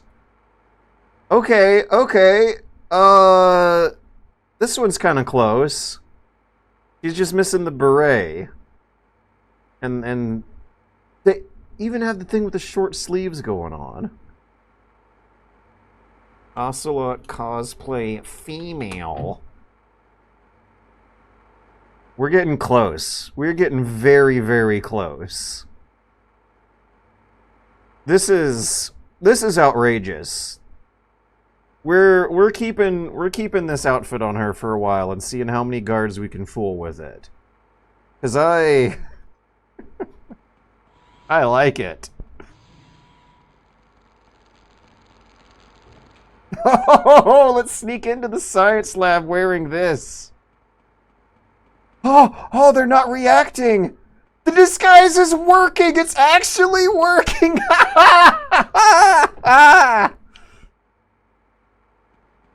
I also want to point out that I've had the most fun with spy fiction when playing dress-up girl. Like whether we're the sexy go-go dancer at the casino or the intimidating evil military general. Show me your clearance. You're not Hit the dirt, maggot? Does that mean combat? Yeah, it does. Alright, we're gonna load. I don't care if I'm save scumming. I'm having too much fun. They'll assume you're Ocelot's daughter. Rats. So, we'll try regular ordinary science. Boring. We'll try regular ordinary scientist disguise uniform. This didn't kill Cockroach. Also, what is that? Is that a reference to something? We're Googling again. Kill Cock Robin. I feel like you can tell it's a good game by how much it makes you want to Google stuff. A classic English nursery rhyme that has been told for centuries. What? Hey. I speak English and I ain't never heard of killing Cock Robin. Uh-oh. Did we load the wrong save? No, we got general uniform only. Good. Lab coat B, researcher B. Let's try it without the face. Okay. It's such a funny contrast between the two. You go from normal to absolutely elaborately decked out cosplay of a kind of sort of obscure character. I don't know. Metal Gear Solid is not obscure, but Revolver Ocelot himself might be. 1 second. I'll open it. Oh my god! That was easy! If I... Okay, so if I look like a cute girl, that makes it easier to sneak past guards, but if I look like an evil military general guy, that's harder. Gotcha. Social dynamics. You can come in. I wish they gave her voice lines. This could have been a real fun...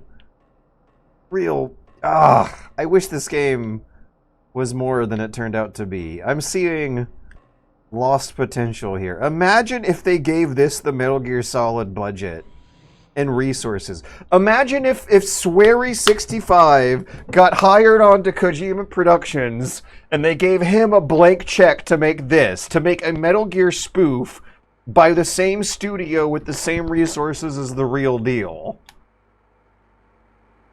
Do I wanna be this guy for a while? I don't know. My brain is giving Uncanny Valley at how close this is to Metal Gear, but it's not. It's spy fiction. It's the game that Grandma would bring home from the video store if they were out of Metal Gear. But that is a perfect way. Oh, this one might be. So it's not only a Metal Gear ripoff, it's also a Hitman ripoff, because you navigate the stealth levels by disguise and complete disguise-based puzzles. And I really hope I didn't override my favorite... Hello, fellow scientists!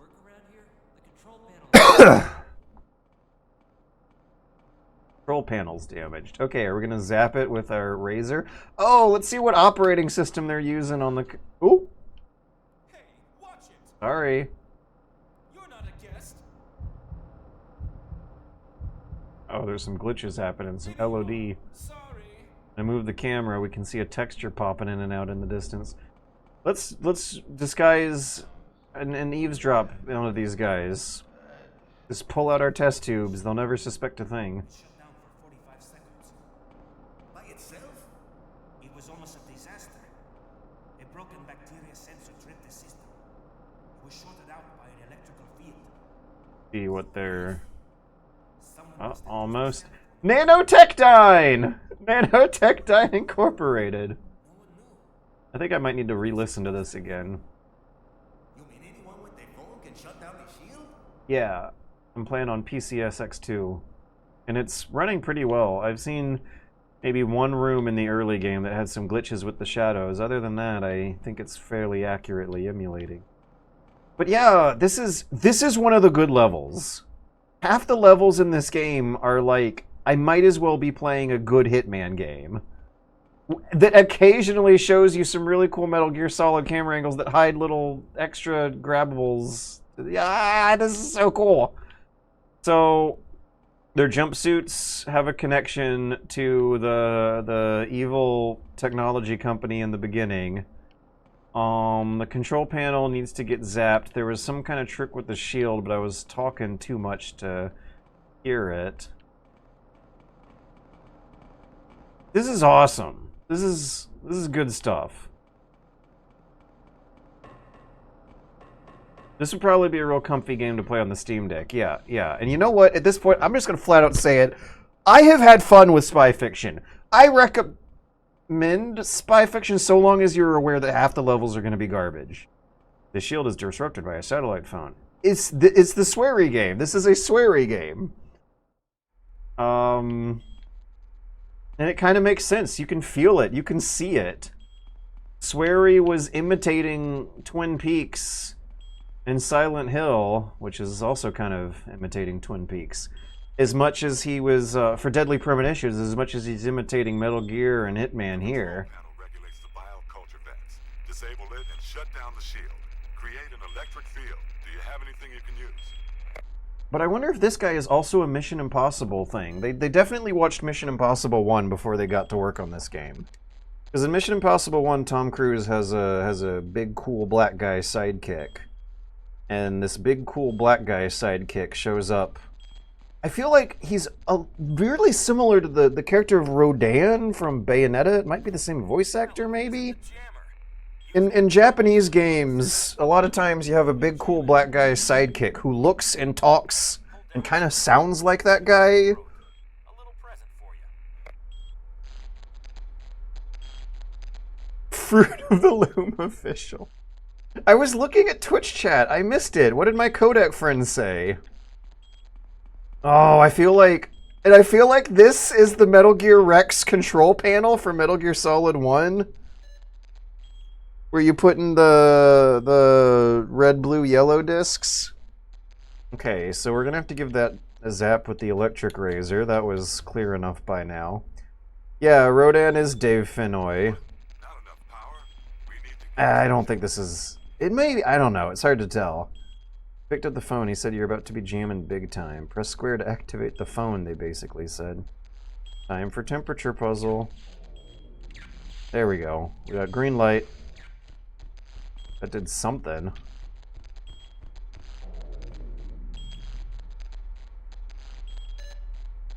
Did I not get close enough to the panel while it was getting zapped?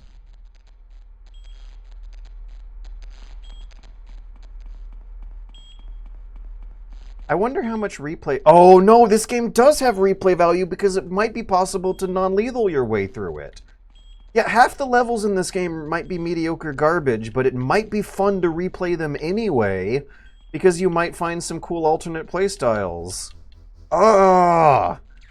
Okay, fine, I'm putting it on the docket. We're gonna do retro review spy fiction at some point in the future. Yeah! Okay. No. Alright, let me try going downstairs. Oh, okay, good. The razor recharges super fast.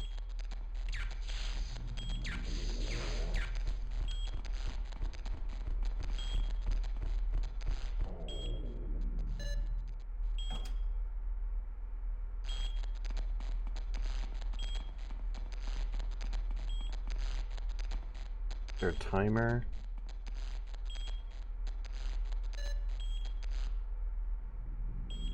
My controller rumbled. Guess it usually. You know, what does this do?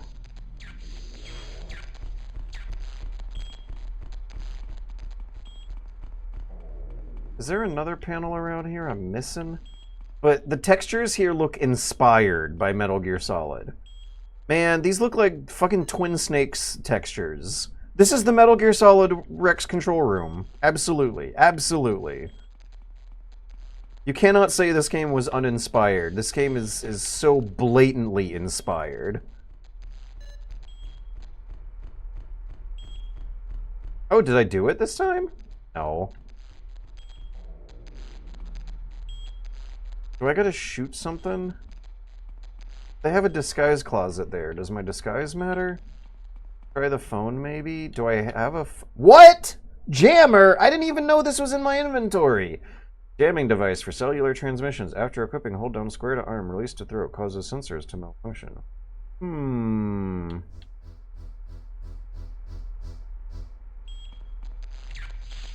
Well, I only got 3 of them, so you know what that means? That means we're save scumming. That's the phone you picked up. When did I pick up a phone? I think I was talking too much about how much I'm enjoying spy fiction to listen to the dialogue of spy fiction. You got it when you were talking. Fucking of course I did. God damn it, George. Quit the game? No. I should wrap this up in about an hour, though, even though I'm having fun. Due to... Okay, after equipping, hold down... Go.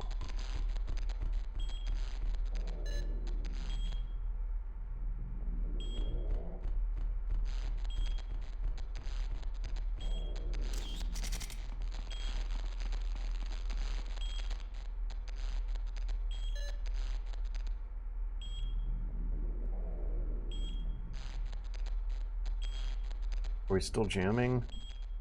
Is time passing when the cutscenes are playing?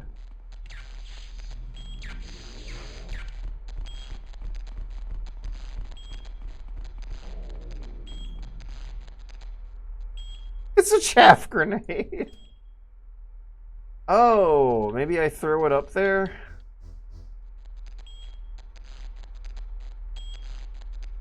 Ah ha ha!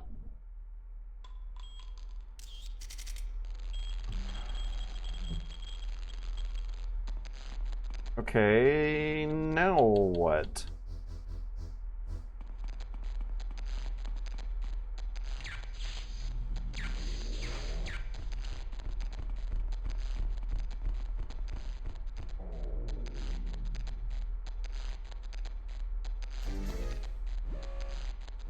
Did I do something wrong? Good going. Your work is done. Now get yourself out of there. The CIA's F-117s are preparing to attack. They are ready to rumble. They won't be held responsible if you don't bail out. And now the government's gonna bomb the shit out of the bunker, and we just gotta shrug and take it. Report as soon as you can. Okay, Waterfall Cave. You know whose disguise I'm gonna put on for our way out of here, though? Oh man, this was a short level. I hope it's... Not over too soon.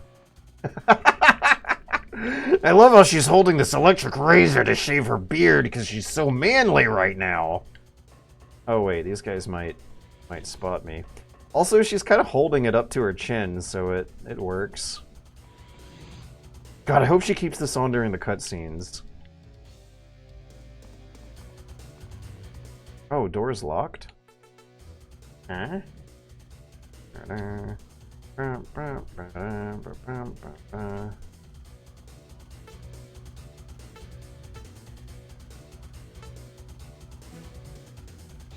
Oh, maybe I have to put a science disguise on.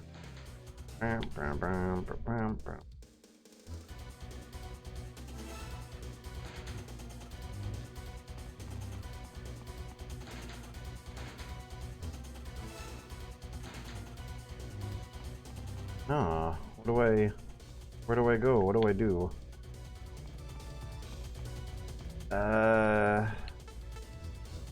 This is gonna be the one time in the game I use the security tags? Yes, yes it is! We might be on a time limit. They did say that bombers were on the— Wait a second, this place is full of civilian scientists! I guess the CIA doesn't give a shit.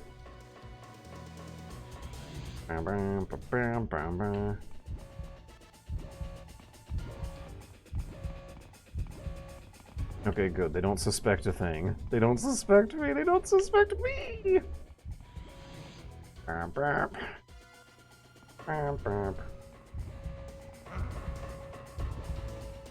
did correctly predict that most of this map, though, is going to get used for the escape.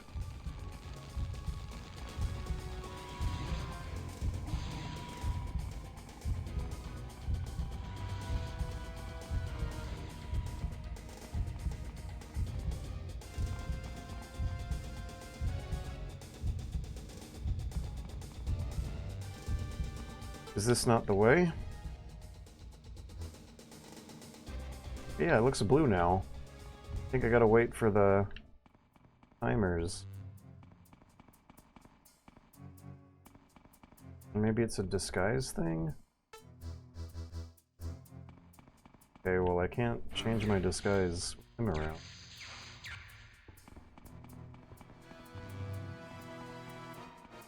I'll try the guerrilla soldiers.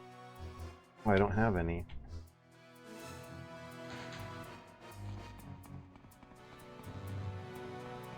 Those contractors knew the risks when taking a job on the Death Star. So did these scientists.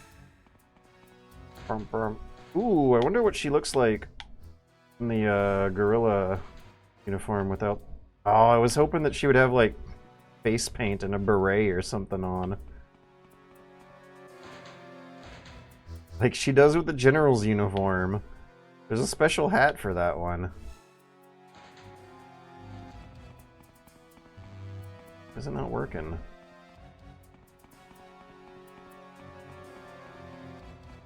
Let me try no disguise. Nope.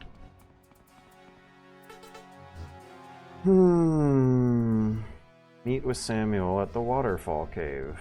Yeah. So the waterfall cave connects to the boat dock, connects to the machine room, connects to the solitary confinement prison, which connects to the missile dock, which connects to the emergency passageway. Ranks are determined by headwear. I think it's the caution. Uh-oh, did that guy just wake up just now? No. There we go.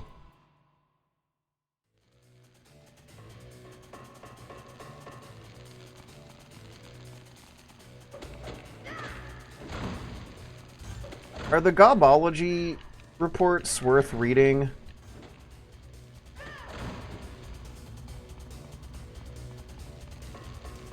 Because I kinda ignored those for this run.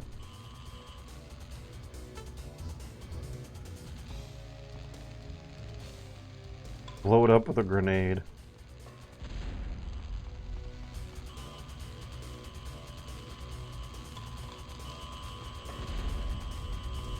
Okay, I was about to say that...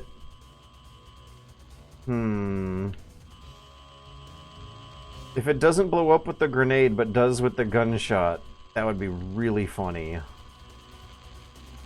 Oh. I'm also trying to keep my disguise on. I cannot jump or roll with the disguise on.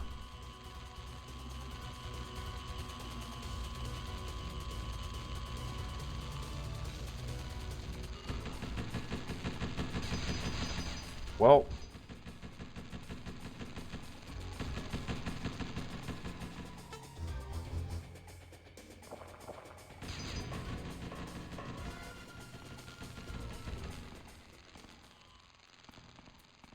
Oh, good. Not that big of a deal to retry.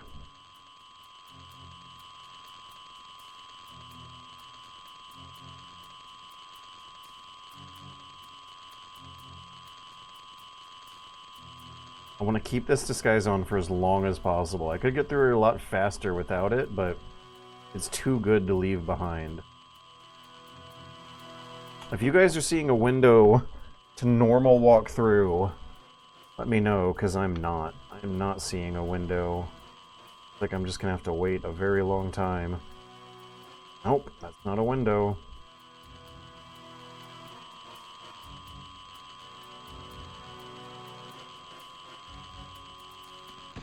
Ah!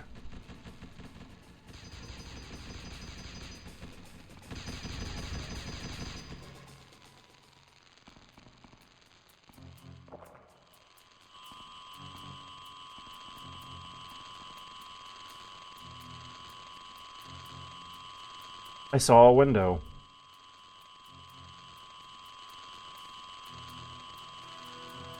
My window! Oh, no, the caution meter. Okay, well, we can just hang around. Standing extra erect.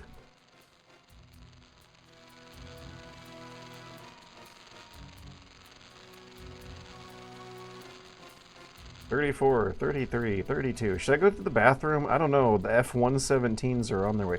What is an F-117, by the way? I'm going to look that up. F-117. Is that a real thing? Yes, it is.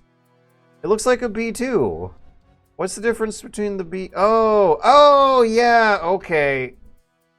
The B-2's the big flat pancakey one. The F-117 one is like the low poly flight simulator looking one. I remember now, when I was a kid in 1998, I thought they were real cool. F-117 stealth bombers are on their way. We are gender-swapped young Ocelot, yes. The first one they ever designed with CAD software. Is that why it looks so low poly?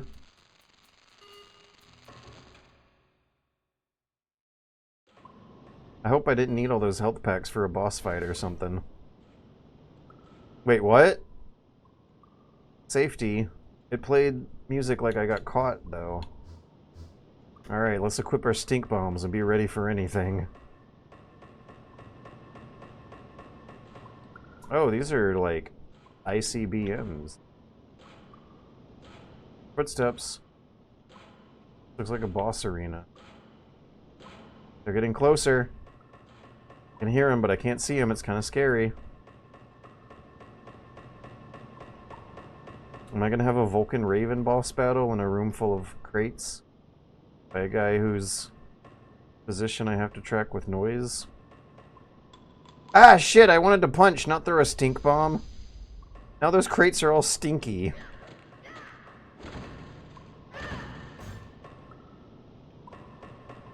So, were they going to... I thought they were going to deploy the virus with little spider bots. Like in the intro cutscene. I didn't know they were just going to blast... I'm going to go to the bathroom. I'll be right back.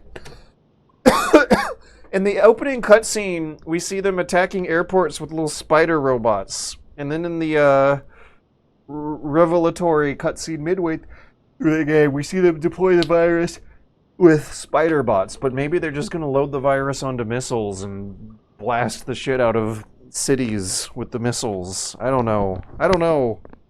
I care deeply about the story.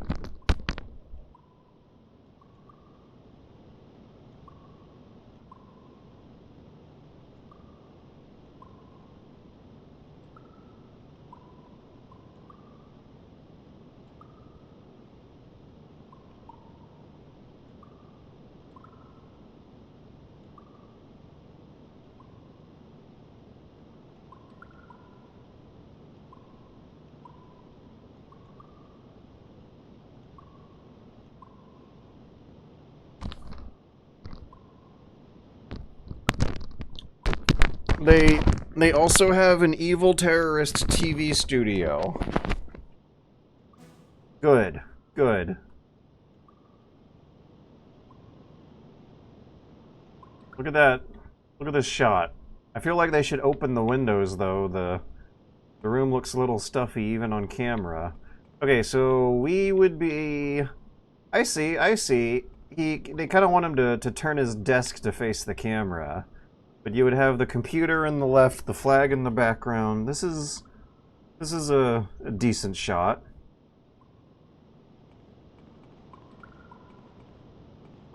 What's on the wall here? Even the texture work here looks like a Metal Gear game. Don't have the gun for this.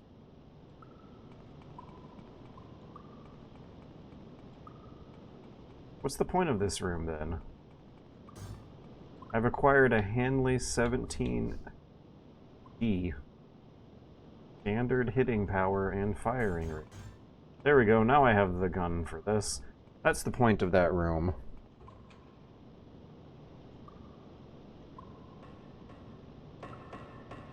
Okay, we gotta drop down, I guess? And I'm absolutely expecting boss fight down. I hope there's a cutscene where he, like, introduces himself and tells us about his childhood.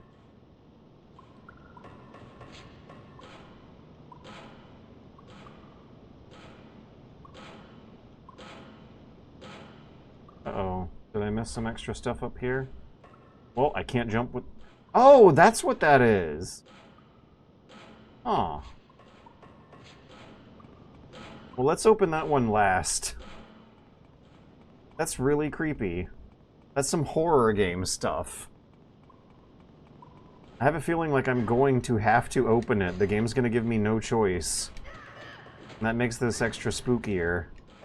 When you have to do something really stupid and self-destructive in a horror game, it feels...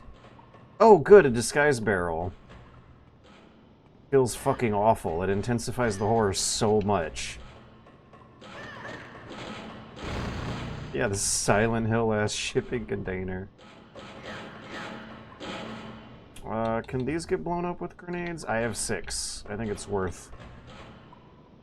Oink. And the doors will close to keep me extra safe from the blast. Nope, they're indestructible. Alright, we have a disguise barrel close to the predicted boss trigger. So I'm gonna... Wacha! There you go, wacha! I'm gonna check out this stuff that required a bit of jumping to get to. I can't believe I'm having more fun with spy fiction than I was with Metal Gear Acid.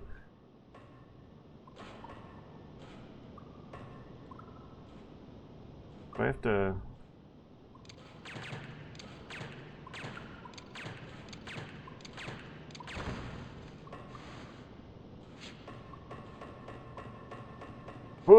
Oops. Oh.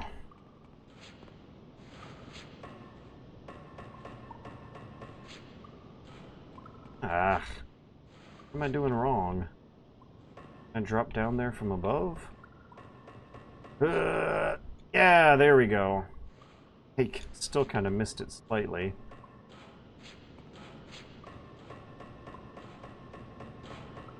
Huh, we're gonna get another gun point.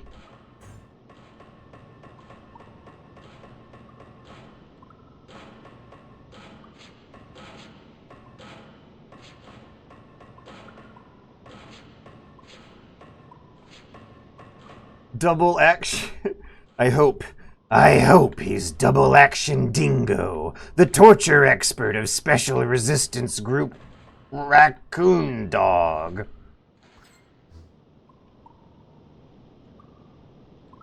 Double Action Dingo was forced to eat cement as a child. That's why he's so...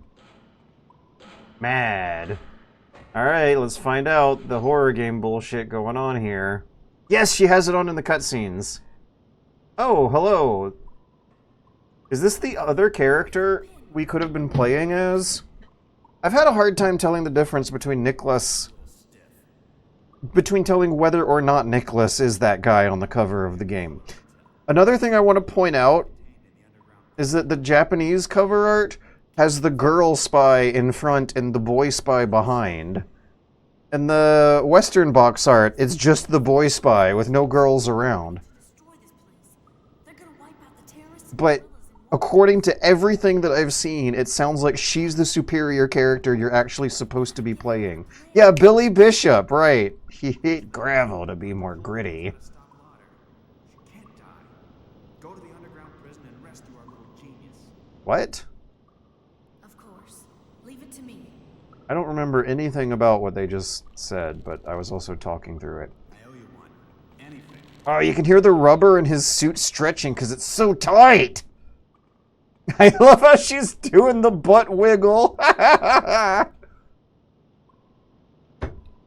very glad that I picked the girl spy.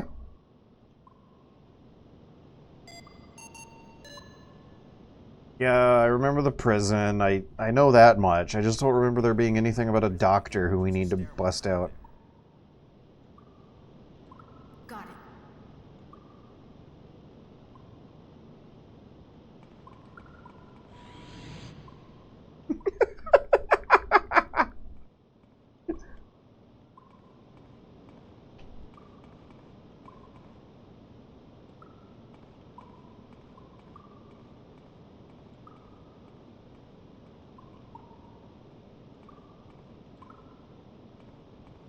This kicks ass. These camera angles, the slow, careful walk I'm having to do because I don't know what's in front of me. Oh, I'm checking for things the camera can't see. How I'm disguised as... Uh-oh. Ow! Hey! Okay, where's my stink bombs? Alert all areas. We have an intruder.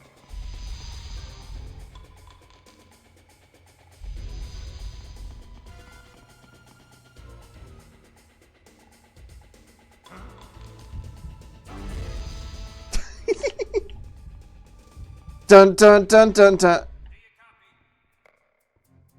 We've lost contact. Yeah, this game's fucking rad. All squadrons, make So the stink bomb is really a tranquilizer, a sleeping bomb. Been good to know. That guy had some eavesdropping, actually. I need to restart this. But yeah, we're playing a game that occasionally breaks to cinematic camera angles. That has you cosplaying as... These aren't revolvers. These are like flintlock pistols, like a pirate from the 1700s would be using. Flintlock Bobcat. This guy was known as Mississippi by the guerrilla warfighters of the French Indian War. But you know him, or her, you know her as Flintlock Bobcat. Forced to eat cement as a child.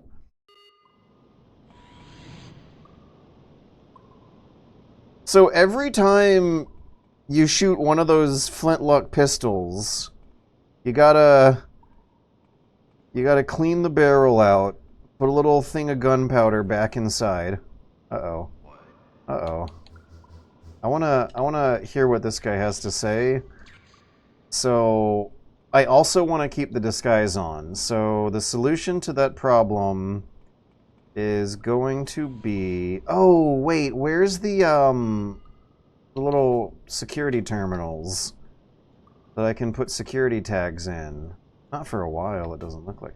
Actually, there's one right at the... Nah, I have to climb back all the way up the thing. So we'll just disguise ourselves as a guard and then press the L1 button close to him. Hear what he has to say, then come all the way back here and put the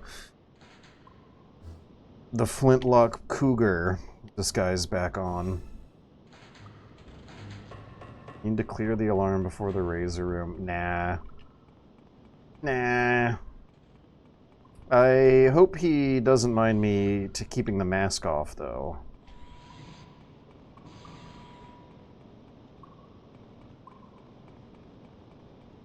Hello, fellow guard. That prisoner bangs on the wall day and night. Don't, Yep. don't.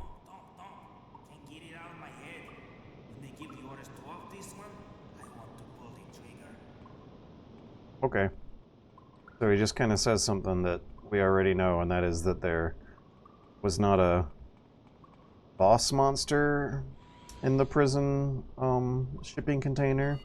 It was not a spooky ghost like in Silent Hill where you'll just open the banging door and find nothing behind there. But a friend. A happy friend who's been banging to fuck with them, I guess. Yeah, I'm not gonna go through the lasers again. Wanted, that's what that means. We'll come up with a different solution. We have a pocketbook full of all sorts of wacky spy gadgets to get past this guy with. And I already know a couple of them that work. The stink bomb will do it. Let's be a little elaborate about it.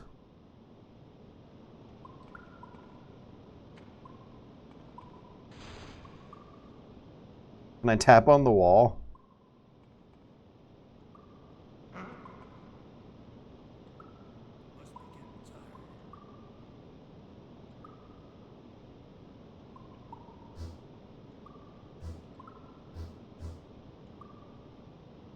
You can't tap on the wall. So we'll use a tried and true trick. Oh, why'd the camera turn off from the cool angle? Dun dun dun dun dun. Dun dun dun. You see how that looks cooler because of the camera angle, by the way, guys? Oh, I'm hearing spooky noises down the hallway again. You guys hear that? Oh, no. Maybe he was talking about the prisoner in here. Also, what are these lights doing? It looked like one of them was kind of shivering at. Why does this game have horror game vibes now? That's just a regular light. Now it's from my left?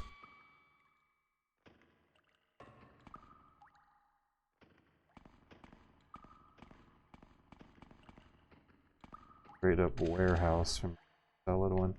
You mean the level B2 arsenal floor? I don't hear anyone banging on the other side of this one. Oh, this is gross.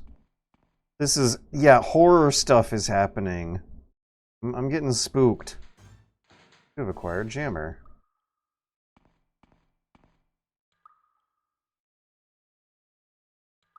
Turn the camera off. I don't need that junk all over my screen. Oh, that's just a toilet closet. Okay. Okay, so this is a tiny prison cell. God damn, this level has looked... It's not... This is one of the better levels. It looks ugly, but the layout and the vibes are really, really giving me a lot of good fun. Stealth was compatible with horror. Yeah, I think I kind of mentioned something like that in the Metal Gear Solid 1 critical close-up, where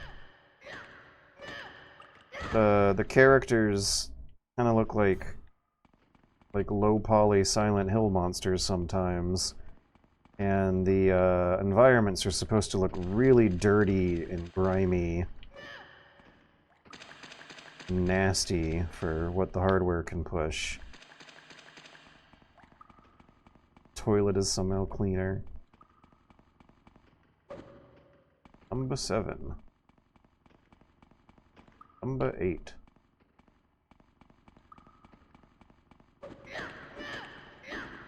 Okay, so what do we think it's going to be this time, guys? When I open up the door with someone banging on the other side, is it going to be a friend? Or is it going to be a boss monster? Is it going to be a spooky ghost that is going to be invisible to human eyes? Or is it going to be a cat? Cast your votes now, Twitch chat.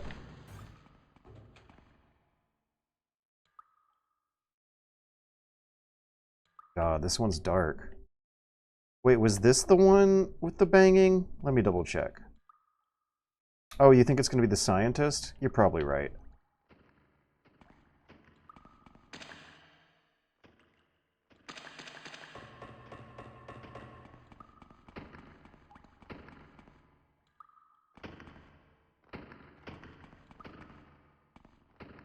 I think it's...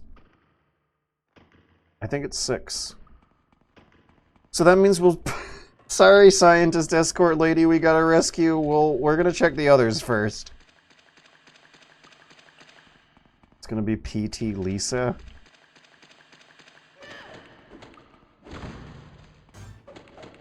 Hey, can I farm these, actually? Did that respawn? That was a large med kit. If I can farm that, I definitely should. An orangutan that developed immunity and can now solve the spider-bot crisis. Spider-bot! L3. Let's stack up as many of these as possible before the potential boss fight. But it's probably really going to be the scientist we gotta escort. Also, why did he call her our little genius? Like, are they going to be a kid scientist? Like some kind of prodigy sort of character? One of those guys?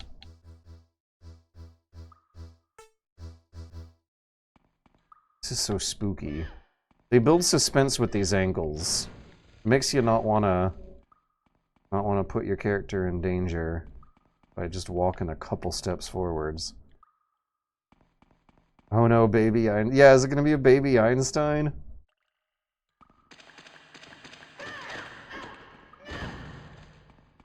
Maybe, like The Last of Us, you're gonna have a moral choice to make over whether or not you want to sacrifice the orangutan to the scientists to solve the spider-bot disease everyone's catching. Alright, I think we got everything. I think I was already in that one. Yeah, let's do it. Number 6.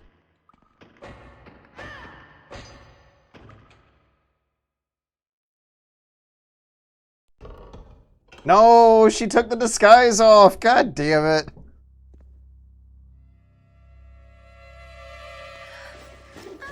Oh, yep. Little girl child scientist. No fucking way. Is this actually Emma Emmerich from Metal Gear Solid 2? Ow! Damn! Listen to the music. Boom, boom. It's just a heartbeat. Okay, I once had an elephant stop. Didn't cry then either. What? Ow! What? You are? I'm Sheila. I'm on your side. This is de-aged Emma Emmerich from Metal Gear Solid 2. Listen close. Lab coat. I don't have time to explain. 2 Emmas. CIA is ready to send in F-117s to destroy this place. You've got to trust me. She's trying to be like Solid Snake. This out. That was the weirdest. Oh god, these faces. It's a deal, Dr. C. That was the weirdest wink.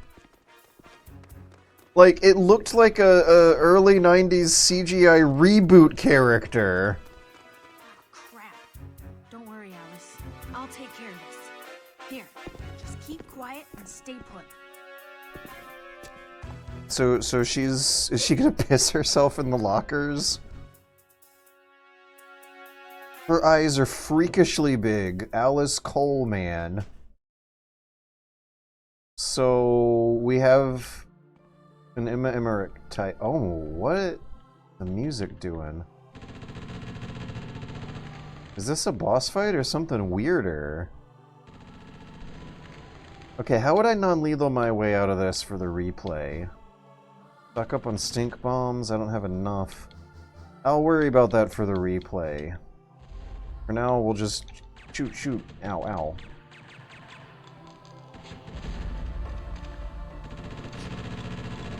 Uh-oh. Oh, no!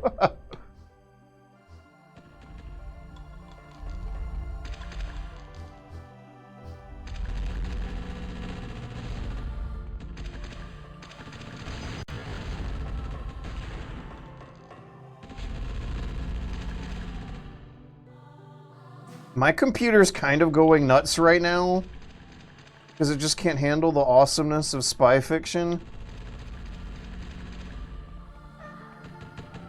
Are they blind firing at anyone in particular?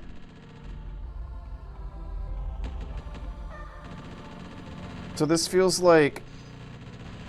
Oh, hello! I didn't see you there. Let me unequip and melee. Oh, wait, even better. Oh, that's how you could non-lethal your way out of this. You could zap everyone with the electric razor. Oh, this guy. He's right next to me.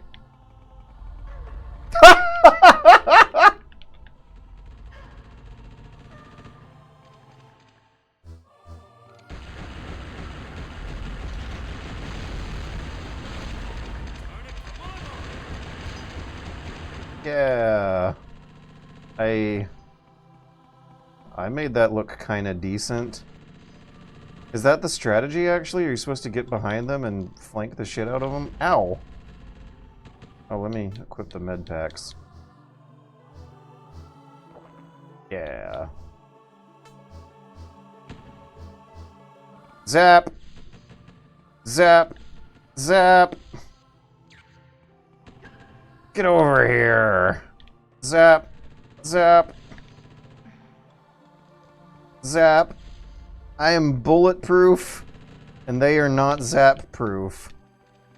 Oh, the zapper's out of batteries. What else we got? We got melee. Oh, shit. Did he just run out the map?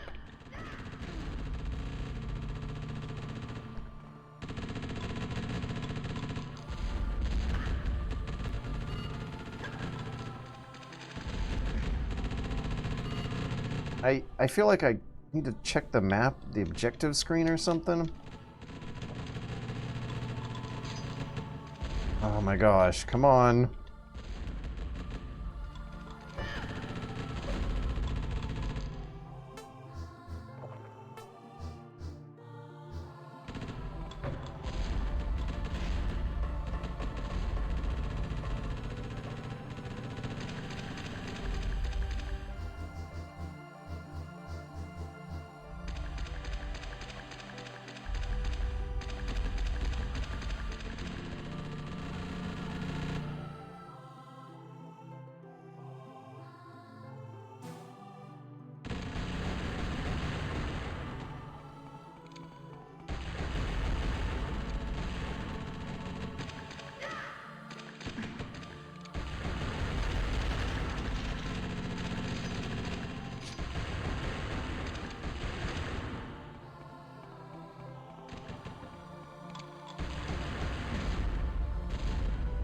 Boy, this is thrilling. The security alert for a general's uniform is canceled. Good! That means I can put it on and they'll never suspect a thing. I guess you just kill enough bad guys to trigger this cutscene. Also, our character is talking in this level. Our character has not been a character throughout much of the game. They've been a fun dress-up model.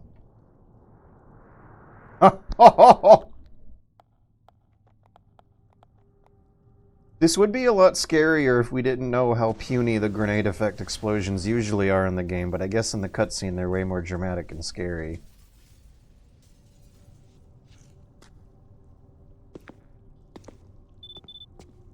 Get out of there, now! The CIA's given a go-ahead to the F-117s. I thought that was already done an hour ago. They're itching to take out the terrorists. There's no time. I'm bugging out. Get out of there on the double. The jets will be there any second. You can make it. Go. Wait, what about the escort?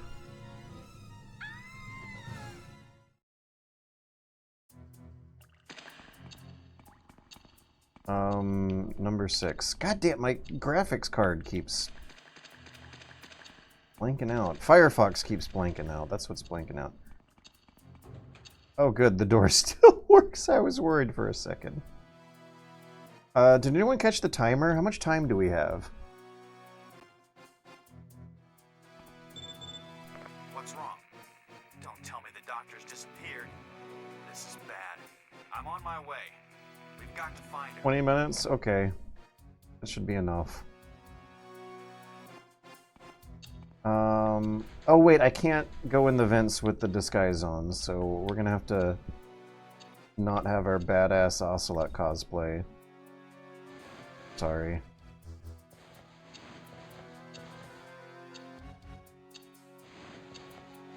Left or right? Oh wait, we have a map.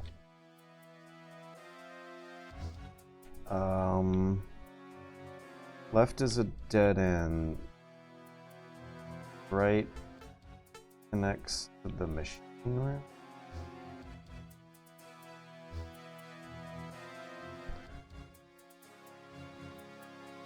RV point, security terminal. Are they gonna mark escort on here somewhere? Also, is this... This is not an alternate route. This is the only one. So let me check the dead end first, and then... Yeah, I'm going the right way. And by that I mean I'm going to the dead end wrong way. Okay, nothing there. I got 20 minutes. I'm allowed to check extra corners for extra items. I won't freak out until that thing says 6 minutes, because guess what? Like in Metal Gear Solid, you can pause the game in your menus and think about it.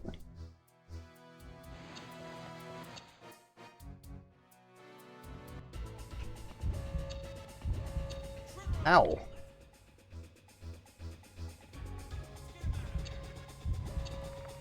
This would be tricky to non-lethal, but I don't think the rest of the game would. I bet you could abuse the hell out of the razor to non-lethal your way through this way.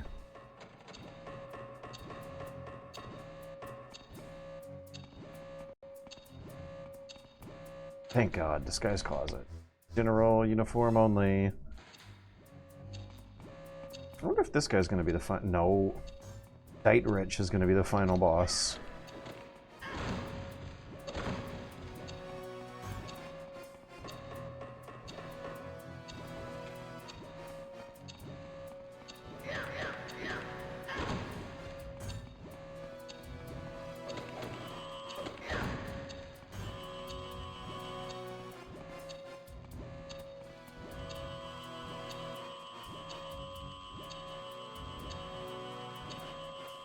I don't know if I see a window here.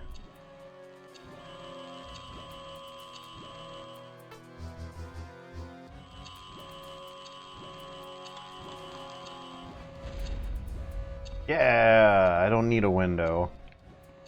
Ah, the caution.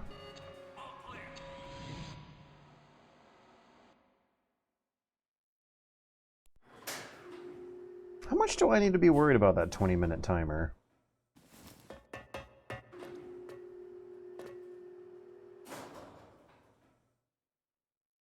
How many interviews has Swery done about this game? Because I might need to learn as much about spy fiction as possible in the next 6 months of my life. So, it was you who destroyed Lauder and rescued Dr. Coleman. Very impressive. Oh, with the glasses off, he looks just like Revolver. Oh, holy shit! Oh, he just shot the meat. Okay. This is awesome. But not impressive Just shoot him. Just shoot him. Metal Gear characters never just shoot the bad guys when they should. One batch of Lauder was already shipped overseas. Oh, I guess it's on the spider bot. You're late. The missiles are armed and ready to go. At this very moment, Enigma is launching its first attack. I think I will be. I hadn't decided, but this stream I think I will settle. I was thinking about it in earlier weeks, but this one, now that I'm having fun with this game again,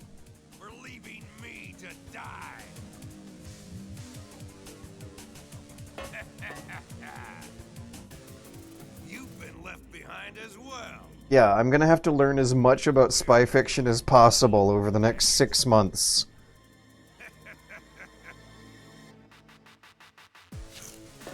Tell me, you pathetic dreamer. Do you really think anyone's gonna rescue you? Yeah, he's doing the posing.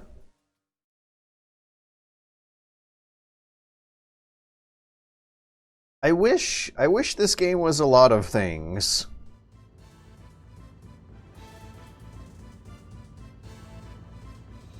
Could you make a game like this nowadays? A low-budget parody that's actually kind of good? I don't know. Could you make... This isn't so bad. It's not like Deadly Premonitions in the sense that it's so bad that it's good. It's that half of the game's levels are genuinely good Hitman stealth puzzles. I'm gonna make a save. I might not beat this boss battle by the time 10:30 rolls around, and I will be calling the stream off at 10:30 because I want to do work on video projects that I'm excited to work on. Yes. I'm gonna run to the bathroom real quick. I'll be right back.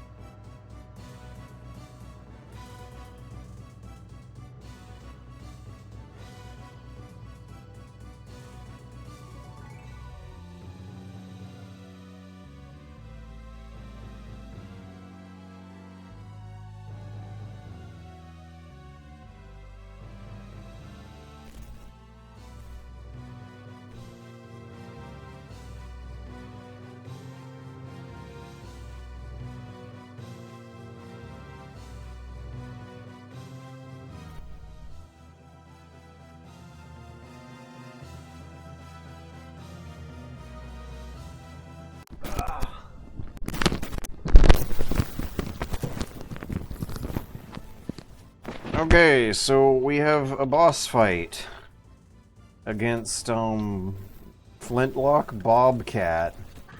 Ow. Pew pew. Pew pew pew pew.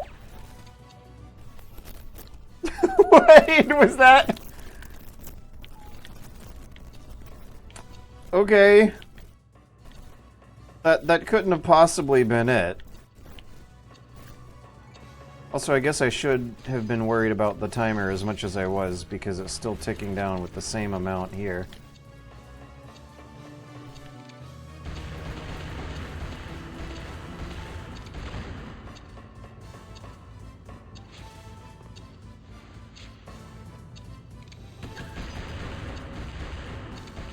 Mic static. Uh-oh.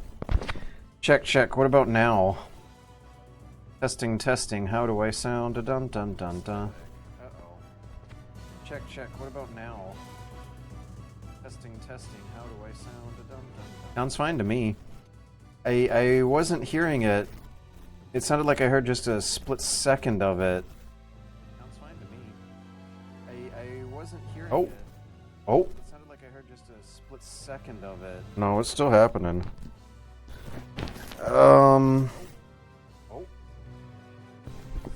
I think it's like when you move. I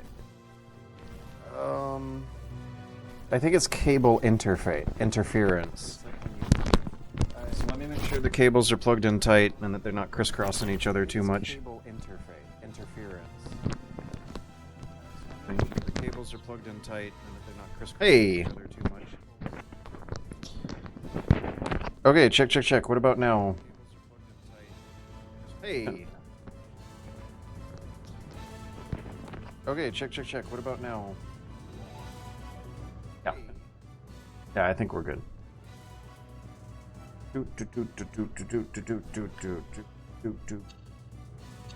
Might have been cable interference, might have been rubbing. Either way, if I don't touch the mic and keep it nice and clean and organized, it doesn't happen.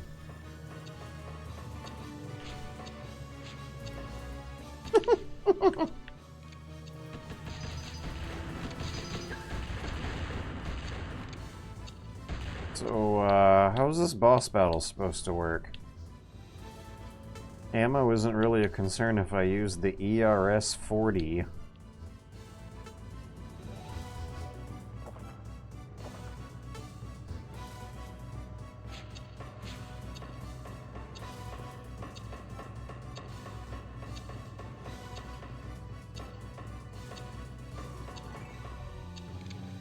And he doesn't really change position. Oops! I did not mean to do that.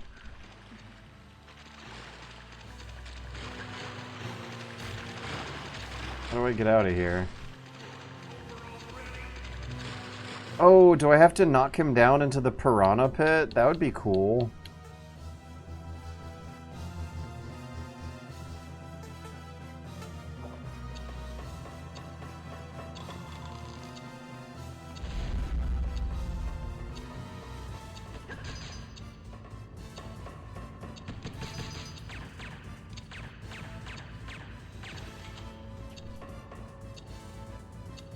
Okay, there is some way to get over there. Why did they put those zappies there? I don't really want to be climbing across it anyway. Aha. 15 minutes is enough time to figure this out.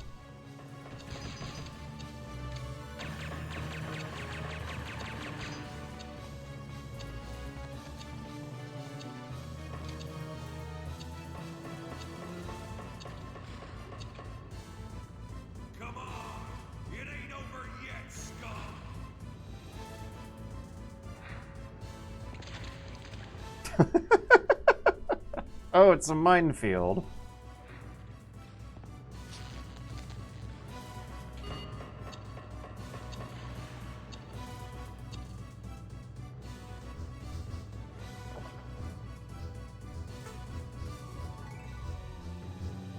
Wasn't there a mine detector in here? Where did that go? Aha!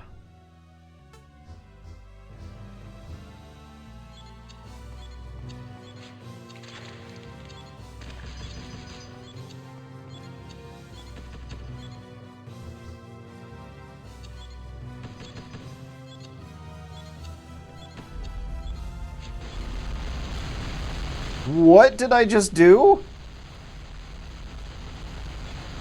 Huh? Why did that happen? Alright, well, we're getting close. Time to equip the stun shaver.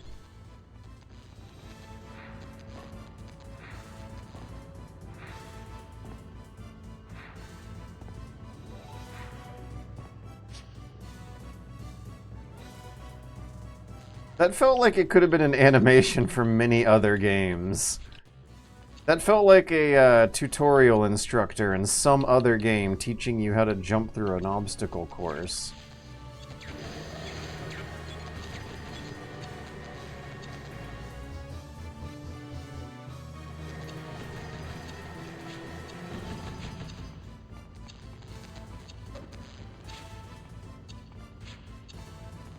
Why can't I nail this jump? There we go.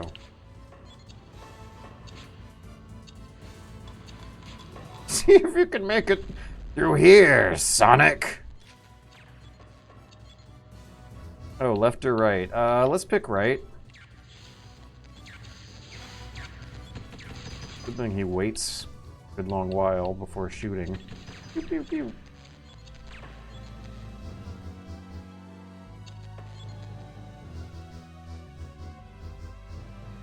You know what? I think the grenades were more effective than the bullets. Yoink. Oh, he figured out the same trick.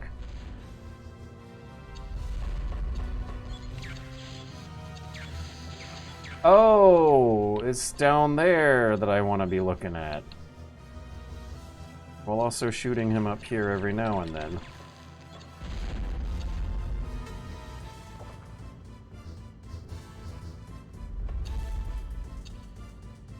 Okay, so those are conveyor belt controls.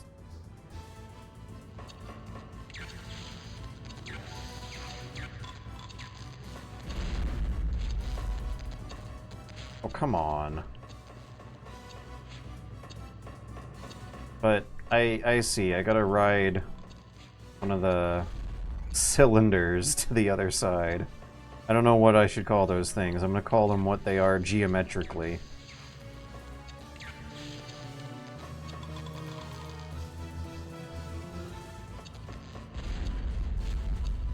Oh, come on!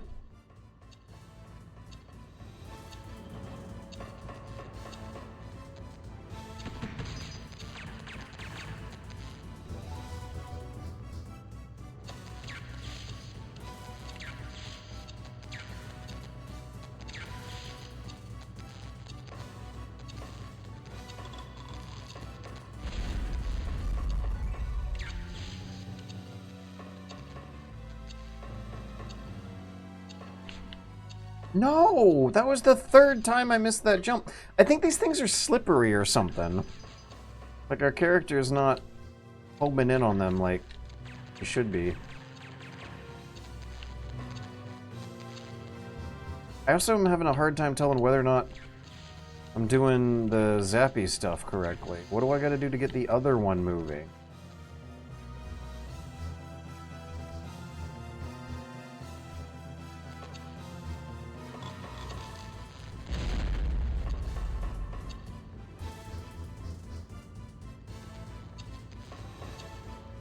I gotta give it a whole 100% zap.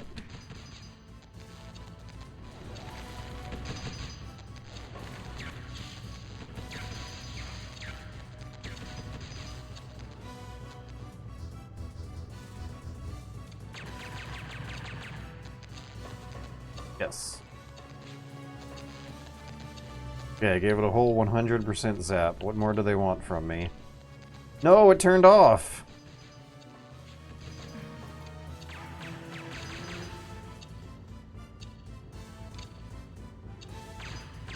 How do I make it move if I'm stuck back here?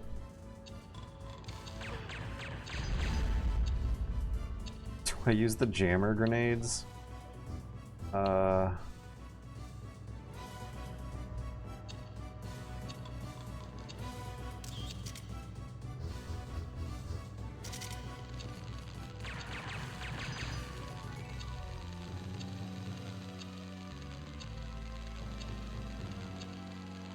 Okay, I should just assume that one of those is permanently on and the other one has a time activation on.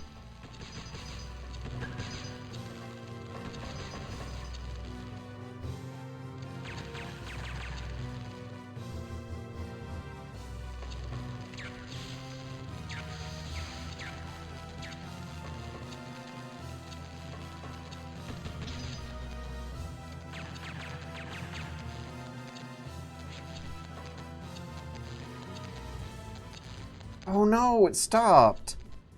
Ugh.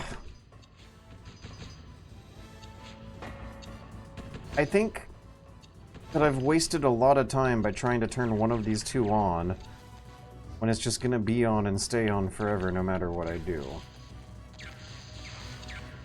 That one needs like 80% of a zap to get going.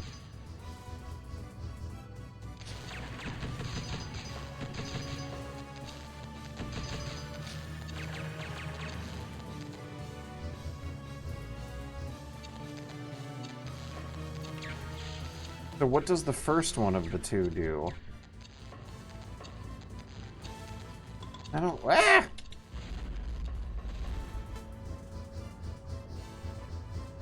I am out of medical supplies. I might have to give this one a second attempt next week.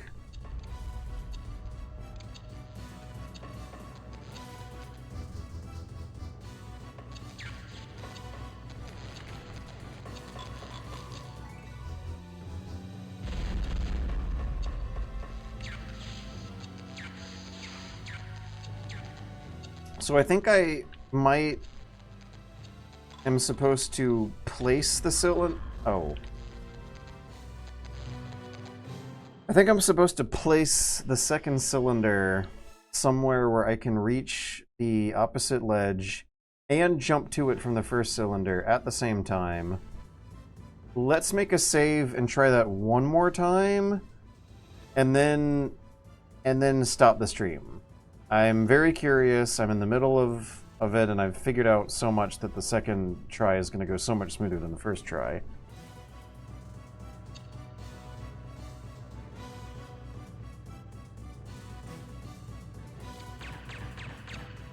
I should use this gun for the crate, the loud gun for the shooting. It's harder, I think. I can't really tell them. Hit. Oh. Hit. Come on.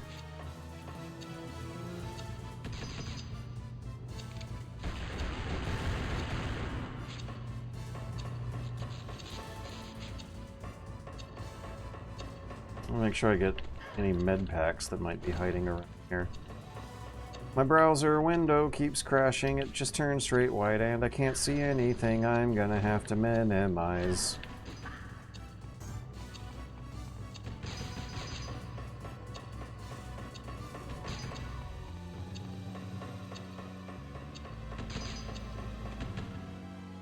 Come on! It ain't over yet, scum!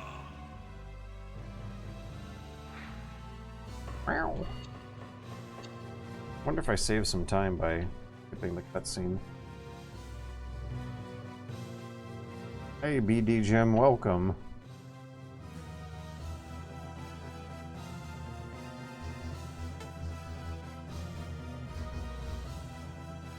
Why is the mine detector the ski goggles?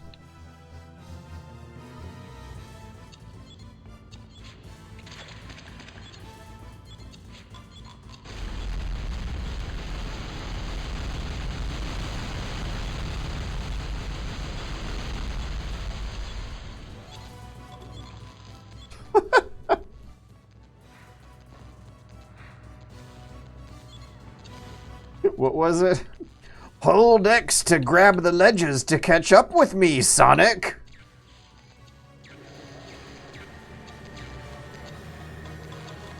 Oh, come on, come on. Okay. Now, jumping on top of a moving platform is something that this game engine does not want me to do.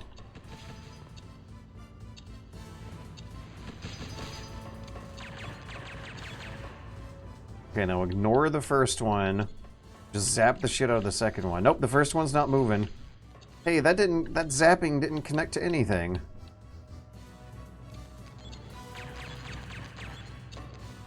You just cancel his grenade throws.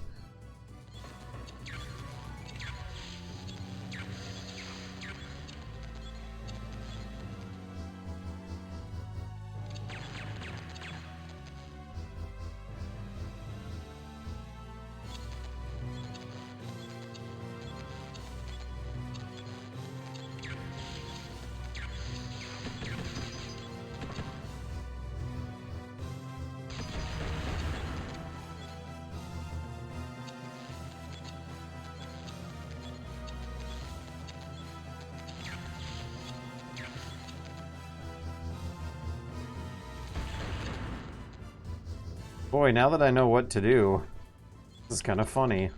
Oh wait, he's still hanging around? Why is he crouching?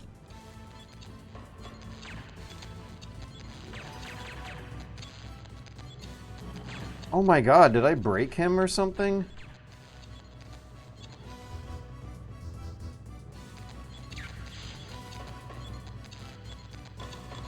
Or has he always been broken?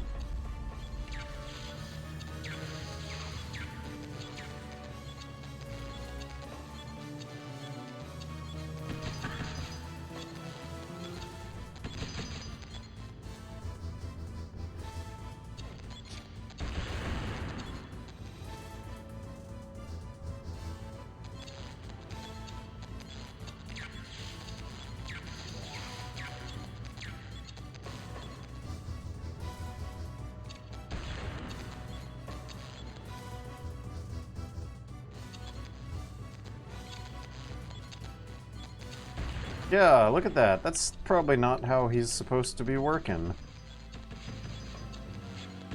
Come on, the fucking jumping. Lever action leopard. No! I just forgot to equip the medical packs. Okay, well, we'll figure it out next week. And it'll be fun. It'll be fun figuring out. Bam, bam, bam, bam, bam. It seems a bit not right, yeah. So, how the hell do we summarize what happened in, like, the story of the game tonight? Because we began the game kind of towards the end of the jungle level, where you take the disguise of Dietrich by disguising yourself as Gorilla A or B. And then did some cool backtracking. Right, there was cool backtracking. I was kind of impressed at the level design for the first time. No, I was kind of impressed for the level design for like the third time. I was impressed by the linear level design. Half the levels of this game are kind of awful, and they're the more linear ones. But there was some interesting backtracking going on where it was a little different going on your way back than on your way in. And they managed to make some good usage out of the linearity that way. I also lost my train of thought for a bit and started giggling because there's just ones and zeros in the background of the menu here. You know, in Metal Gear Solid, there's like some cool things. I think every now and then in video games, you can actually translate the binary to something. I think Metal Gear Solid has DNA helixes and molecular diagrams floating around, and Spy Fiction is just ones and zeros. Okay, so you find out that they have a secret missile silo launch base in the jungle that they're launching the disease from. A very awkward jumping puzzle with levels that don't make sense while being shot at with the time limit. It's fine though, because it seems like the time limit is pretty generous and the bullet damage from all the shooting going on is pretty pathetic, so the most annoying part was the jumping puzzle than everything else. So there was an interesting disguise puzzle and then some interesting level design that was a little more platformy than usual. And then you begin a new non-linear Hitman style level in the James Bond layer base, and it looks really ugly but is laid out fun.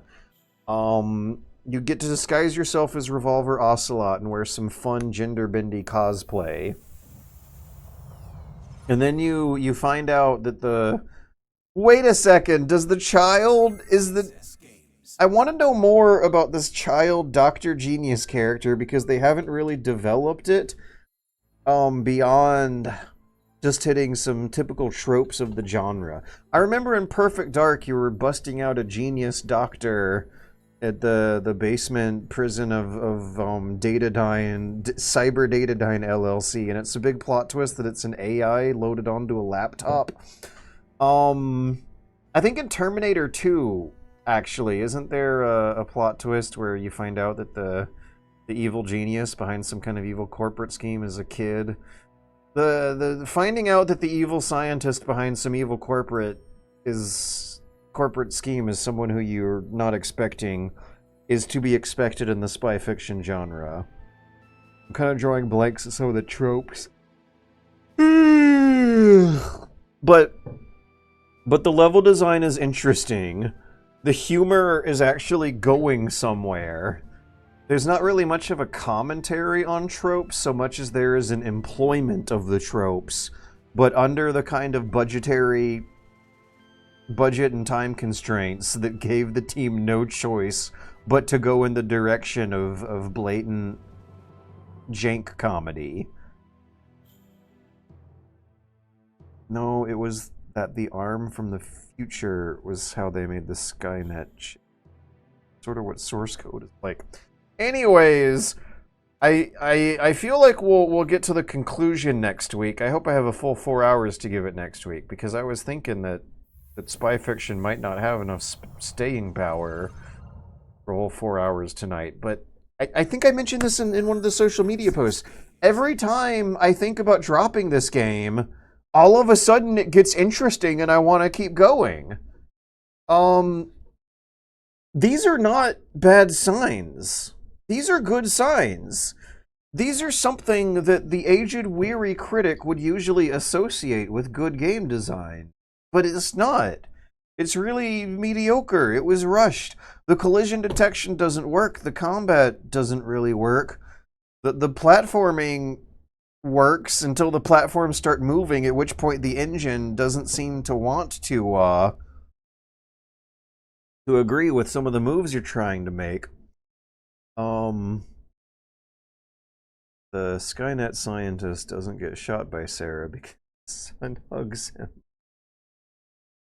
Plot twists involving unexpected mad scientists having something to do with kids, I guess, might be the trope I'm thinking of. But yeah, this is This is wild. It did horror game stuff tonight. I was like kind of scared what was going to be in the grimy dark prison rooms that people were banging at. That people were banging on the walls for. I'm really excited to see where this goes. Wait till then. I still have another hour and a half of buddy hop work to do, which means midnight. I'll eat a pizza and relax at midnight in an hour and a half. Bye everyone. I'll see you next week. But I've got some really cool things in store. I'll see you at the end of the week, right? I'll be back at the end of this week for a ZX Spectrum roundup again. I'm Roman in Discord. Oh, so if you want to talk about playing video games and post-Soviet country. Yes, okay. Yeah, definitely. I recognize that handle. Sweary65 accidentally spy fiction. Am I gonna have to learn as much as possible about Sweary65 over the next few months too? Because I don't know if I want to play a lot of other Sweary games. Definitely not to completion, but maybe as a sampler I could play a couple hours of Deadly Premonitions again and re-record them and try to take notes on what the vibes are like. One thing that one thing that keeps happening here is that I keep thinking of some memory that's right at the tip of my tongue that I can't place it. Like how the Dietrich character was reminding me of Wesker, and I never even connected the dots until someone else mentioned it. But also, there might have been some Final Fantasy characters. One thing is this eavesdropping cue, the eavesdropping symbolism that they convey that you can eavesdrop with someone on. The characters walk around with a speech bubble and they say gibberish. They say until you hold down a button close to them and then you decipher it as English, and it's like a hint for how to solve the next puzzle or what to expect in the next room. That is from something. Where have I seen that before? I've seen that somewhere before, and I almost want to say Deadly Premonitions, but I might be wrong, and I'm pretty sure I'm wrong. Otherwise, someone else would have connected the dots instead of me, because it's a way more popular game. But, that's from something. I've seen that before. It's like, once I finally connect the dot, I'm going to feel like a huge idiot for not remembering it earlier. But if someone else knows what I'm thinking of, am I thinking of Simlish from The Sims? I don't think so, because I feel like there's almost a muscle memory coming back to me when I hold the sneak button down and then use that to decipher it. I feel like if it was not Deadly Premonitions, then it was some kind of wacky Japanese borderline comedy game, but kind of played straight, so you can't really tell, which is what this is, and what Deadly Premonitions is, and what Sweary's vibe in general is. No, it doesn't remind me of real life. I want to say that this happened in another Japanese game that was apparently not polished and well remembered enough. Banjo-Kazooie speak. It's gonna be bugging me all week. But I'll be back Friday and we'll play more ZX Spectrum games, and that'll be fun. And then I'll be back again Monday and we'll play more Spy Fiction, and that'll be fun. I'm actually like having fun playing these games and making these videos again. It's making it hard to turn off and press the stop streaming button.